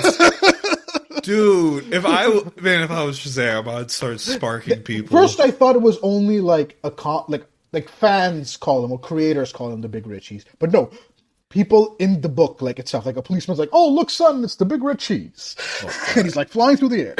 I would have smited him with the power of Zeus. Shazam likes it. He's like, "Oh, whatever, right? Yeah, cool." Dude, no, if I was a 10-year-old and my colleagues were being called like the Dark Knight, Man of Steel, Man of Tomorrow. Actually, I don't know who's that. That's Superman as well. Superman is multiple. Man of Steel, Man of Tomorrow. Oh, okay, yeah. I'm trying to think. Emerald Archer, whatever the fuck. That's Green Arrow. Yeah. Yeah, Scarlet Speeds. Yeah, if they all had these cool other names on top of their already cool names, I would have been like, man, I can't even be called Captain Marvel anymore because of lawsuits. Which also kind of sucks that Shazam's called Shazam. So it's like if a reporter's interviewing him, it's like, oh, Shazam, how are you doing? Like, yeah, I'm Shazam. Oh, shit. I'm a kid now. Oh, actually, I forget. So there's an explanation for that. He has to say it with meaning. Oh, okay. So he could say his name. He could say, I'm Shazam, but he's not going like... because people say that, like, oh, he can't say his own name. I'm like, well, he can't. That's post-52. Oh, okay. That's good. Because, like, they've realized that problem, and where, like, nobody mentions it, but, like, yeah, it's fun to think about. He can't say. In the book I'm reading, because again, he's actually called Captain Marvel in the book I'm reading, because it's in the 90s, before, So, every time he wants to say Shazam, like when he's talking to the wizard, he stops himself. He's like, "Hey, wizard!" The wizard's called Shazam too. Yeah, the wizard's called Shazam. Ah, damn. Yeah. The wizard just called Shazam. I'm pretty sure he has another name. I can't remember what it was, but everyone just calls him Shazam. Yeah. So Does his name mean all the gods, or is it just coincidence that he's just called Shazam? Oh. His acronym is for old gods, like way old. Oh, made up stuff, or like... I don't know if it's made up or if it's like actual old religions. Oh, because I know like DC has a lot of like gods. Oh yeah, there was a whole event, War of the Gods. So, yeah, you got the new gods, you got the old gods. The old gods are all the Greek, Norse mythology, Roman mythology, like all of those. DC has that too? Yeah. Oh, okay. They don't have Norse because there's no like. Oh yeah. Yeah, there's no like Hercules or Thor. Oh no, there is a Hercules. My bad, there is in Wonder Woman. There is a Hercules. But there is no like Thor equivalent. Yeah. Doesn't DC? I mean, yeah, DC and Marvel both have like a Hercules, huh? Yeah, they both have a Hercules. Marvel has a Hercules. Yes. Yeah. Interesting. Yeah, and then like I think recently, like Love and Thunder, they showed like the Marvel Hercules, which is interesting because Marvel's now owned by Disney. Disney also had their own Hercules. That's where I learned about Hercules from that movie, which I still like to this day. Which I know most people don't for some reason. But they don't? Yeah, they don't. Yeah. Oh, I thought it was like a love movie. I know the problems they said, but maybe because I'm seeing it with nostalgia goggles every time. Like, man, I watched this movie like hundreds of times as a kid. Well, see, like I know I saw it as a kid, but I had no memories of it because it was like one of the movies I didn't have on VHS, so I didn't watch it over and over. Oh, I had it on VHS. Yeah, see, that was a problem. My VHS Disney movies were like Cinderella and Lion King and stuff like that. So okay. I have more connection to those. So like I actually watched Hercules properly in a way I could properly recall it like 2 years ago, and I really enjoyed it. So oh, really? Okay. On Disney Plus? Yes. Yeah. I bought my own VHS copy of it and popped it into the VCR. Yeah. So yeah, if anybody's interested in reading Flash or Shazam, please do read Flash from Flash from like 1986 onwards, and then 1986, 87, and then Power of Shazam. There's a graphic novel which is his origin story, and then like it goes into a series just called Power of Shazam, and it's fun. It's really really fun if you want just again, it's just wholesome superhero fun. There's a demon in it though, and people die. Which because like it's the 90s, but still like very fun. The way you said that though, I feel like that was more targeted towards me. Like, oh yeah, there's a demon. I'm like, yeah, I do love me some demons. but dude, like it's his parents get stabbed by Black Adam and they die. Yeah, Wait, yeah. Shazam's parents? Yes. Oh God. No, like Captain Marvel. Okay, see, this is where it gets confusing. Okay, I mean, like Billy Batson. Billy Batson's parents. Yeah, yes. his parents get stabbed. Yeah. So, I didn't know it was like that personal so between both his them. parents are archaeologists. They're searching this tomb, which is actually in Kondak or whatever in Egypt. Oh, okay. Yeah. So I think the context. I don't know. I think it came later. But either way, like see, most of my Black Adam knowledge comes from that movie. Which fucking sucked. Yeah, I saw that by the way. Like last movie week. Sucked balls, man. It made me realize how much superior tokusatsu is as a superhero art form than modern Hollywood movies. But go on. Yeah. So they're archaeologists. They're looking into this tomb, and it's Black Adam's tomb. And then Black Adam gets reincarnated as a modern person. Yes, that is true. That 100% is true. And he's there with them, but he doesn't tell them that. And then he buries the dad, Billy Dad's dad, under a pile of rubble because he starts because the tomb is obviously booby trapped, so he starts it and he just dies there. And then he follows the mom all the way to where his sister was, and then stabs her there. And the sister survives, but she gets adopted by another family. I see. And then later they reunite, and then she becomes Mary Marvel. Yeah, that's interesting. So I Yeah. didn't know it was like that much of a connection between the two. Yeah, no, it was awesome. Like that book was, and also the art by Jerry Ordway is just chef's kiss, just beautiful. Yeah, I mean, I showed you the covers. Yeah. So imagine a whole book of that. Yeah. Oh, so does the art look like that too, or is that just mainly In the graphic novel for the origin, yes. Oh, okay. Yeah. Oh, very cool. But in the actual series, the Power of Shazam series, no, it's different artists on the interiors. Still good, still really fun, really good. But nowhere near the covers, obviously. But the covers are specifically painted and that with this Jerry Ordway style. But my God, it's beautiful in the graphic novel. I loved it. All right, nice. Shazam. Yeah, that's still a character that I definitely want to get into as well. I mean, I guess it would probably be easier to get into him since it he probably doesn't have a bajillion spin-off. Yeah, it's not probably like Batman where you Yeah. This is something I didn't talk about on the last episode. So, guys, this is 100% true. I'm not making this up. Shaheen can vouch on me for this.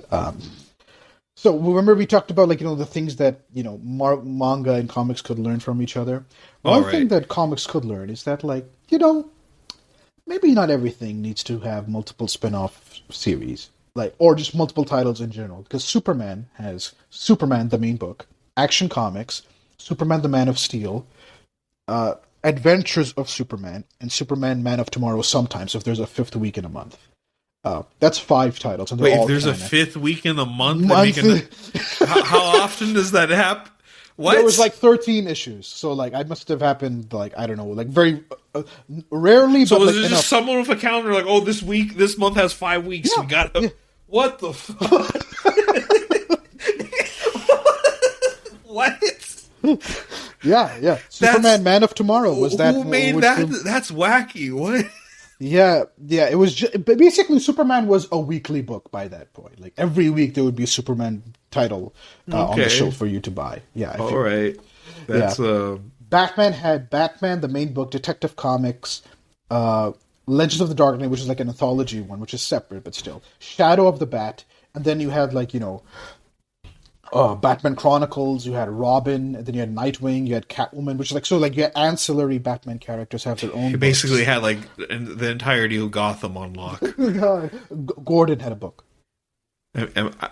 I'm surprised the guy that just sits on the street, drunk out of his ass, doesn't have a book. It was a mini series, but Gordon did have a book. He did. I mean, I'm pretty sure he did, because didn't they do like a whole or planning to do a whole show that's just essentially the like? I mean, they did. It's called detective drama. Yeah, Gotham PD or whatever. No, just called Gotham. Oh. Well, see, that one I thought was... Oh, yeah, I guess technically, yeah, that's what it was. Yeah. But there's a book called GCPD, which is awesome, I've heard, but I haven't read it yet. It's just... I don't know. It really feels like you could just capitalize on the entirety of... Like, not even just the Batman verse, but the Gotham verse. Yeah. I mean, you're reading Spider-Man. You're going to have to read Spider-Man. Amazing Spider-Man. I'm reading it in collections. The moment it goes out of the collection, I'm like, oh, it's out of my web. I'm not going there. Yeah. So there's Amazing Spider-Man, Spectacular Spider-Man, Spider-Man with no adjective, just adjectiveless Spider-Man. Yeah. Web Can of you Spider-Man. imagine if something like One Piece did that? Like, oh, this is, One Piece, the Grand One Adventure. Piece Odyssey, One Piece Grand Jolly Adventures, One Piece Odyssey, One Piece Nami's Bath Time. I don't know. That would be the bestseller. That one. Yeah. Oh, I'm actually, and you know what? If One Piece did that, we both know a person that might be listening to this podcast that'd be all for that. Yeah, they'll be super happy. Because she's always complaining there's not enough One Piece content, which I still don't understand. There's an anime of 1,000+ episodes, a manga of 1,000+ episodes, so many movies, 12 or 13 fucking movies, OVAs. Filler arcs in the anime. Filler arcs. There's a game, like the new game that just came out. There's a lot of the card game. She can play that. Yeah, the card, which was at that expo I was at. I thought I remember they advertised there was going to be a Yu-Gi-Oh tournament, but I guess maybe the day I was there, it wasn't there. So like the whole card game section was just the One Piece card game, which when I went, it was like Yu-Gi-Oh, One Piece, and then Magic the Gathering, and then so it was like a whole. I mean, not that like I'm that much into the card game. I'm more of a Yu-Gi-Oh manga fan. True. An anime. Yeah. So like I'm pretty sure if I was like walking around the card game area, I'd be like, I don't recognize any of these monsters, and they don't look like Takahashi drawings, so I kind of don't care. Yeah. So comic books have multiple titles. Punisher had 3 titles in the 90s, which still blows my mind to this day. Because like Punisher was like a pretty big then, right? Yeah, pretty big. Yeah, but nowadays you only has 1. But like now I think Marvel's kind of like a little bit more hesitant to use them. I mean, I think they changed his symbol, but that's probably going to be for like a few years. Yeah, that's a different story. That's a bit of an unfortunate. I mean, I gave my brother a Punisher hat a long time ago, and now he's like, I don't really feel like wearing it. I'm like, yeah, that sucks. Yeah, and Marvel doesn't respond to it, which sucks. It's like just. I feel like that's a tough thing to respond to as a. I mean, I don't know. It's like one of those things where I feel like there's just a lot of things that go into it that make it more of an annoyance. Yeah. Like, how do you monitor it? But yeah, that's a whole different conversation. I don't think we're equipped to really tackle that. So like, thank God for collections to make these titles reading easier. Like, for example, like Maximum Carnage, where it's like a later event in Spider-Man. It's like it crosses over all the titles, but thankfully there's a collection you can buy, Maximum Carnage, and then it just like goes through it like chronologically, so you don't have to worry about, okay, I read Amazing Spider-Man, what's next, Spectacular or Web of Spider-Man or see, that's why I'm kind of glad with like the superheroes. They already have so many decades worth of stories that most of it's collected in a collection. I can't imagine navigating through modern comics with like that shit going. Because as it is, Ninja Turtles is giving me that headache with the current Armageddon game arc. Yeah. So I'm like, man, I don't know how they did it back then. I'm just waiting. I'm just going to wait for the IDW collection. I don't care anymore. I'm still wondering because kids back then, if there's small allowance, if you're really into a character, like how do you follow everything? Like, Spider-Man has 5 things, but I only have. Comic book shop would have like a checklist. I see. And then you would be so if an event came up, you'd be like, okay, gotta buy this, gotta buy this, gotta buy this. Yeah. I see. Yeah, they still do it to this day. The checklist. I mean, I guess the checklist like that helps too, but like I'm wondering like how much. I mean, I guess comics were cheaper back then. Like, what, 25 cents? Yeah, so cheap, 20 cents, $1, $2, so like you can like easily buy multiple, but now they're like $4, $5, $6 even. So Yeah, it's, because I was it's going to say, much like, more. wouldn't the kid just spend all of his pocket change on like Yeah. just trying to buy the whole collection? Or they would just stick to one. Like some people would know, like, okay, Amazing Spider-Man is the main Yeah, book. but like, what So if you were a kid and you like Batman, as we were just discussing? Well, I have to know what Jim Horn's cooking for dinner. The oh lasagna yeah, is I guess. important to Batman's story. True. And if they reference the lasagna in the main Batman, oh, now you're fucked. Batman, you're just reading Batman. And Batman's like, "Oh, that was good lasagna." You're like, "What lasagna? Batman eats lasagna? What?" And then the Alfred. Oh yeah, didn't they make an Alfred TV show? No one watched that. I'm never gonna watch that. I still don't can't care. believe that happened. I'm like, how bankrupt are we for ideas where we just have to be like Alfred, Alfred's story does not. It's there, fine, as a like the background most story. side character imaginable, and just make him a main character. He is important, but he's only important if Batman's there. Like I don't like. If Yeah, exactly. Batman's not there, I don't give a shit about Alfred. If he's not an old man tending to Bruce Wayne, like. Yeah, or like Nightwing, Robin, or like Yeah. part of the Bat family. Like he has to be there as a, like he is the supporting of all supporting characters. Yeah, like I don't know. There's certain things where I'm like, I think we're milking these characters a little too much. Like now, there's not even milk; it's just powder coming out. True.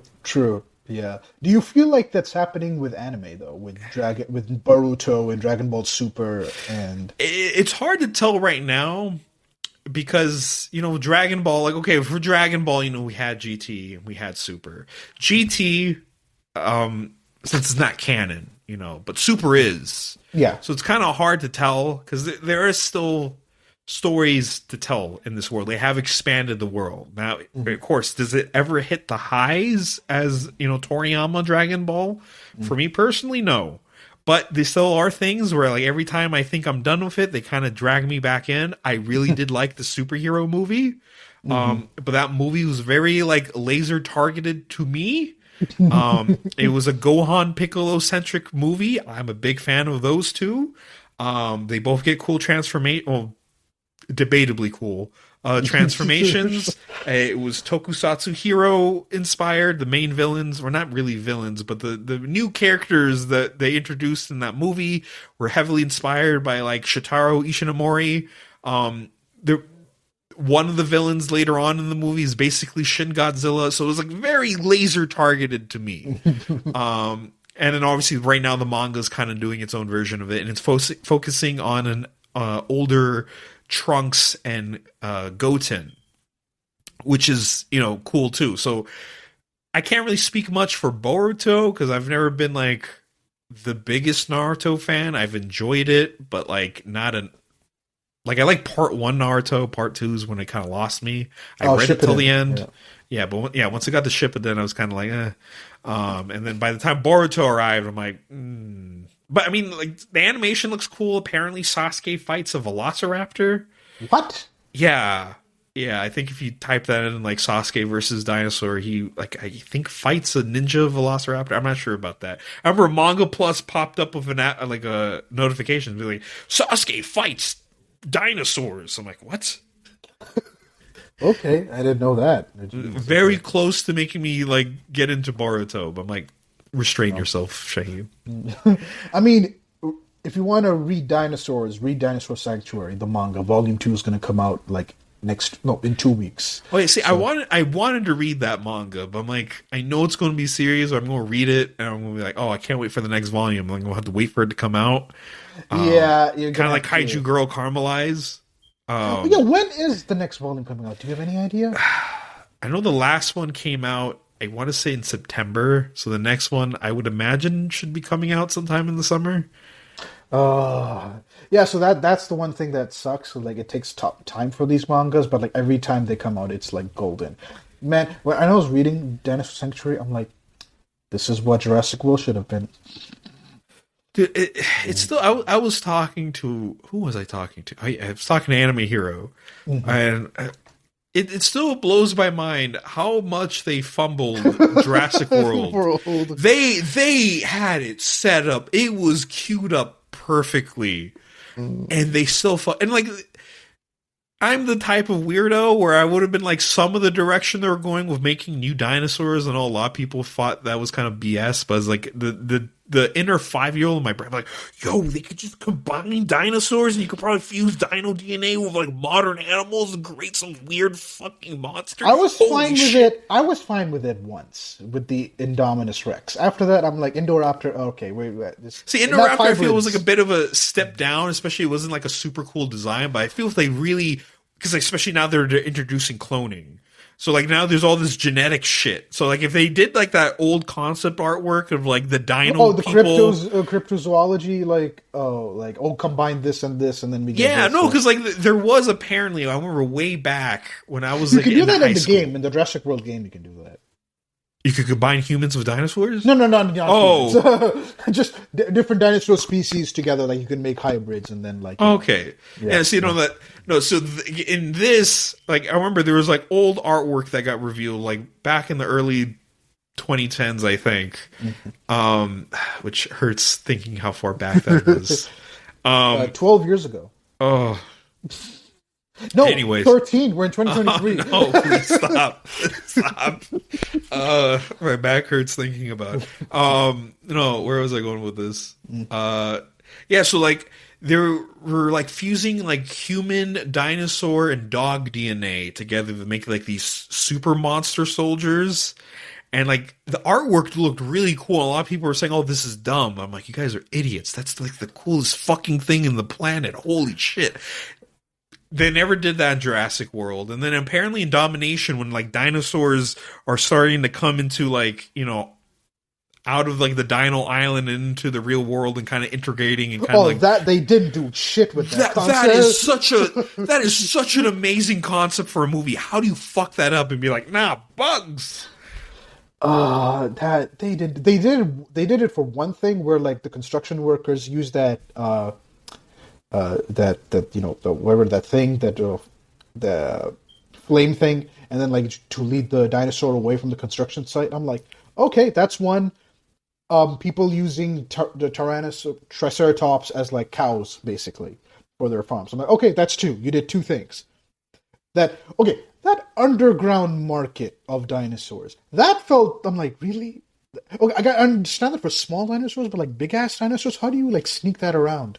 Like, what the fuck? Yeah, there's a lot. And, like, there's ideas that I feel like could have been expanded. Like, really, I almost feel like Jurassic Park should be a comic book with, like, 4 different books it was coming out. back in the day, but, like, yeah, you can find it right, yeah, I've seen it. But, like, I feel like nowadays, because especially, like, a lot of the things they brought, since it was going more hardcore into the sci-fi, like, yeah, now we're just making up dinosaurs and refusing dinosaurs, and now, like, you know, dinosaurs are interacting with, like, modern day predators and shit like that, and then, you know, maybe do the human dino hybrids, or, like, you know, I remember that one guy. The only one I know who wants to see that. Dude, I want that so bad. The fact that they didn't do it still bothers me. Like, you guys are all cowards. I hate you guys. You're weak. You'll never amount to tokusatsu. Fuck you guys.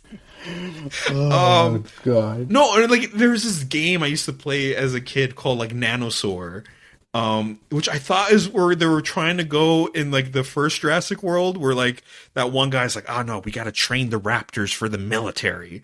Because, like, in the game Nanosaur, you're, like... I don't know the backstory. It was like an early PC game, so I'm pretty sure there wasn't a story. But you're like this velociraptor with like a gun arm and a jetpack, and you're just killing other dinosaurs. And like, God. Maybe the jetpack's taking it a step too far, but like, I don't know, maybe trying to like train dinosaurs and put like turrets on them and everything, and like put microchips and nanomachines into them so they become like brainless like puppets of war. And shit like that. I don't know. Listen, man, I just need to break into Hollywood, get the rights for Jurassic Park, and like go all out. Oh, God. And then that will flop at the box office because everybody's like, that's a Then I'm going to introduce a dinosaur virus and it's going to infect humans, and then everyone turns into a dinosaur. Oh, my God. It's going to be like that Jim Henson show, Dinosaurs. Everyone's just a dinosaur now. It's going to be a hot dinosaur woman. Oh my God. Okay, now you're just showing your fetishes. No, listen. You mean like, never mind. The podcast. Once we get to this territory, maybe the podcast should end. It's been like almost 2 hours. It's an hour 50. So yeah. Anyways, Hollywood's weak, and not for the reasons that you're I thinking. agree with. That I agree with. Not for the reasons most of you are thinking, but because they didn't give us the Jurassic Park we deserved. God, if I had money. And a director, and a scriptwriter, and a producer, and a crew.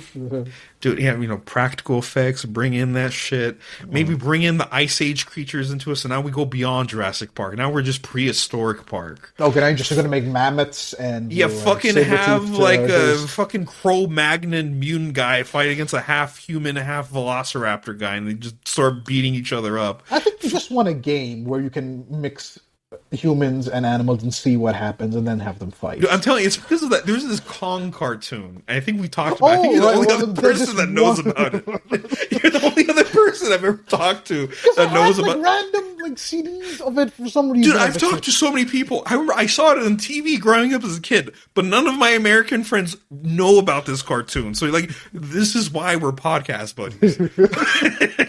Because of your knowledge of this one show.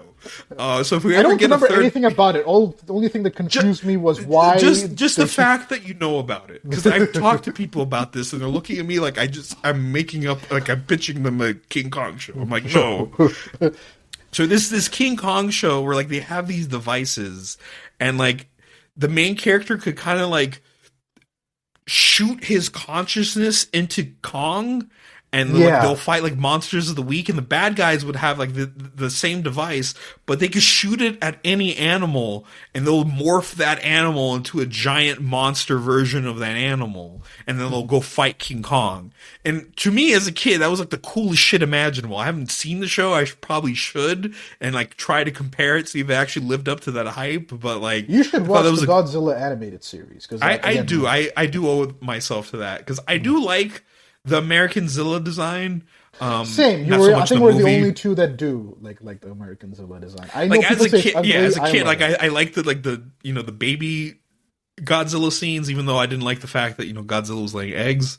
That was just weird. Yeah, he's asexual. I don't know why. So I think that's how I learned about the word virgin, because I remember there's like this Mary. He's like, "What? You mean he's a virgin lizard?" I'm like, "What's a virgin?" My mom's like, I don't think you should be watching this movie anymore. But it has Godzilla. It has Godzilla.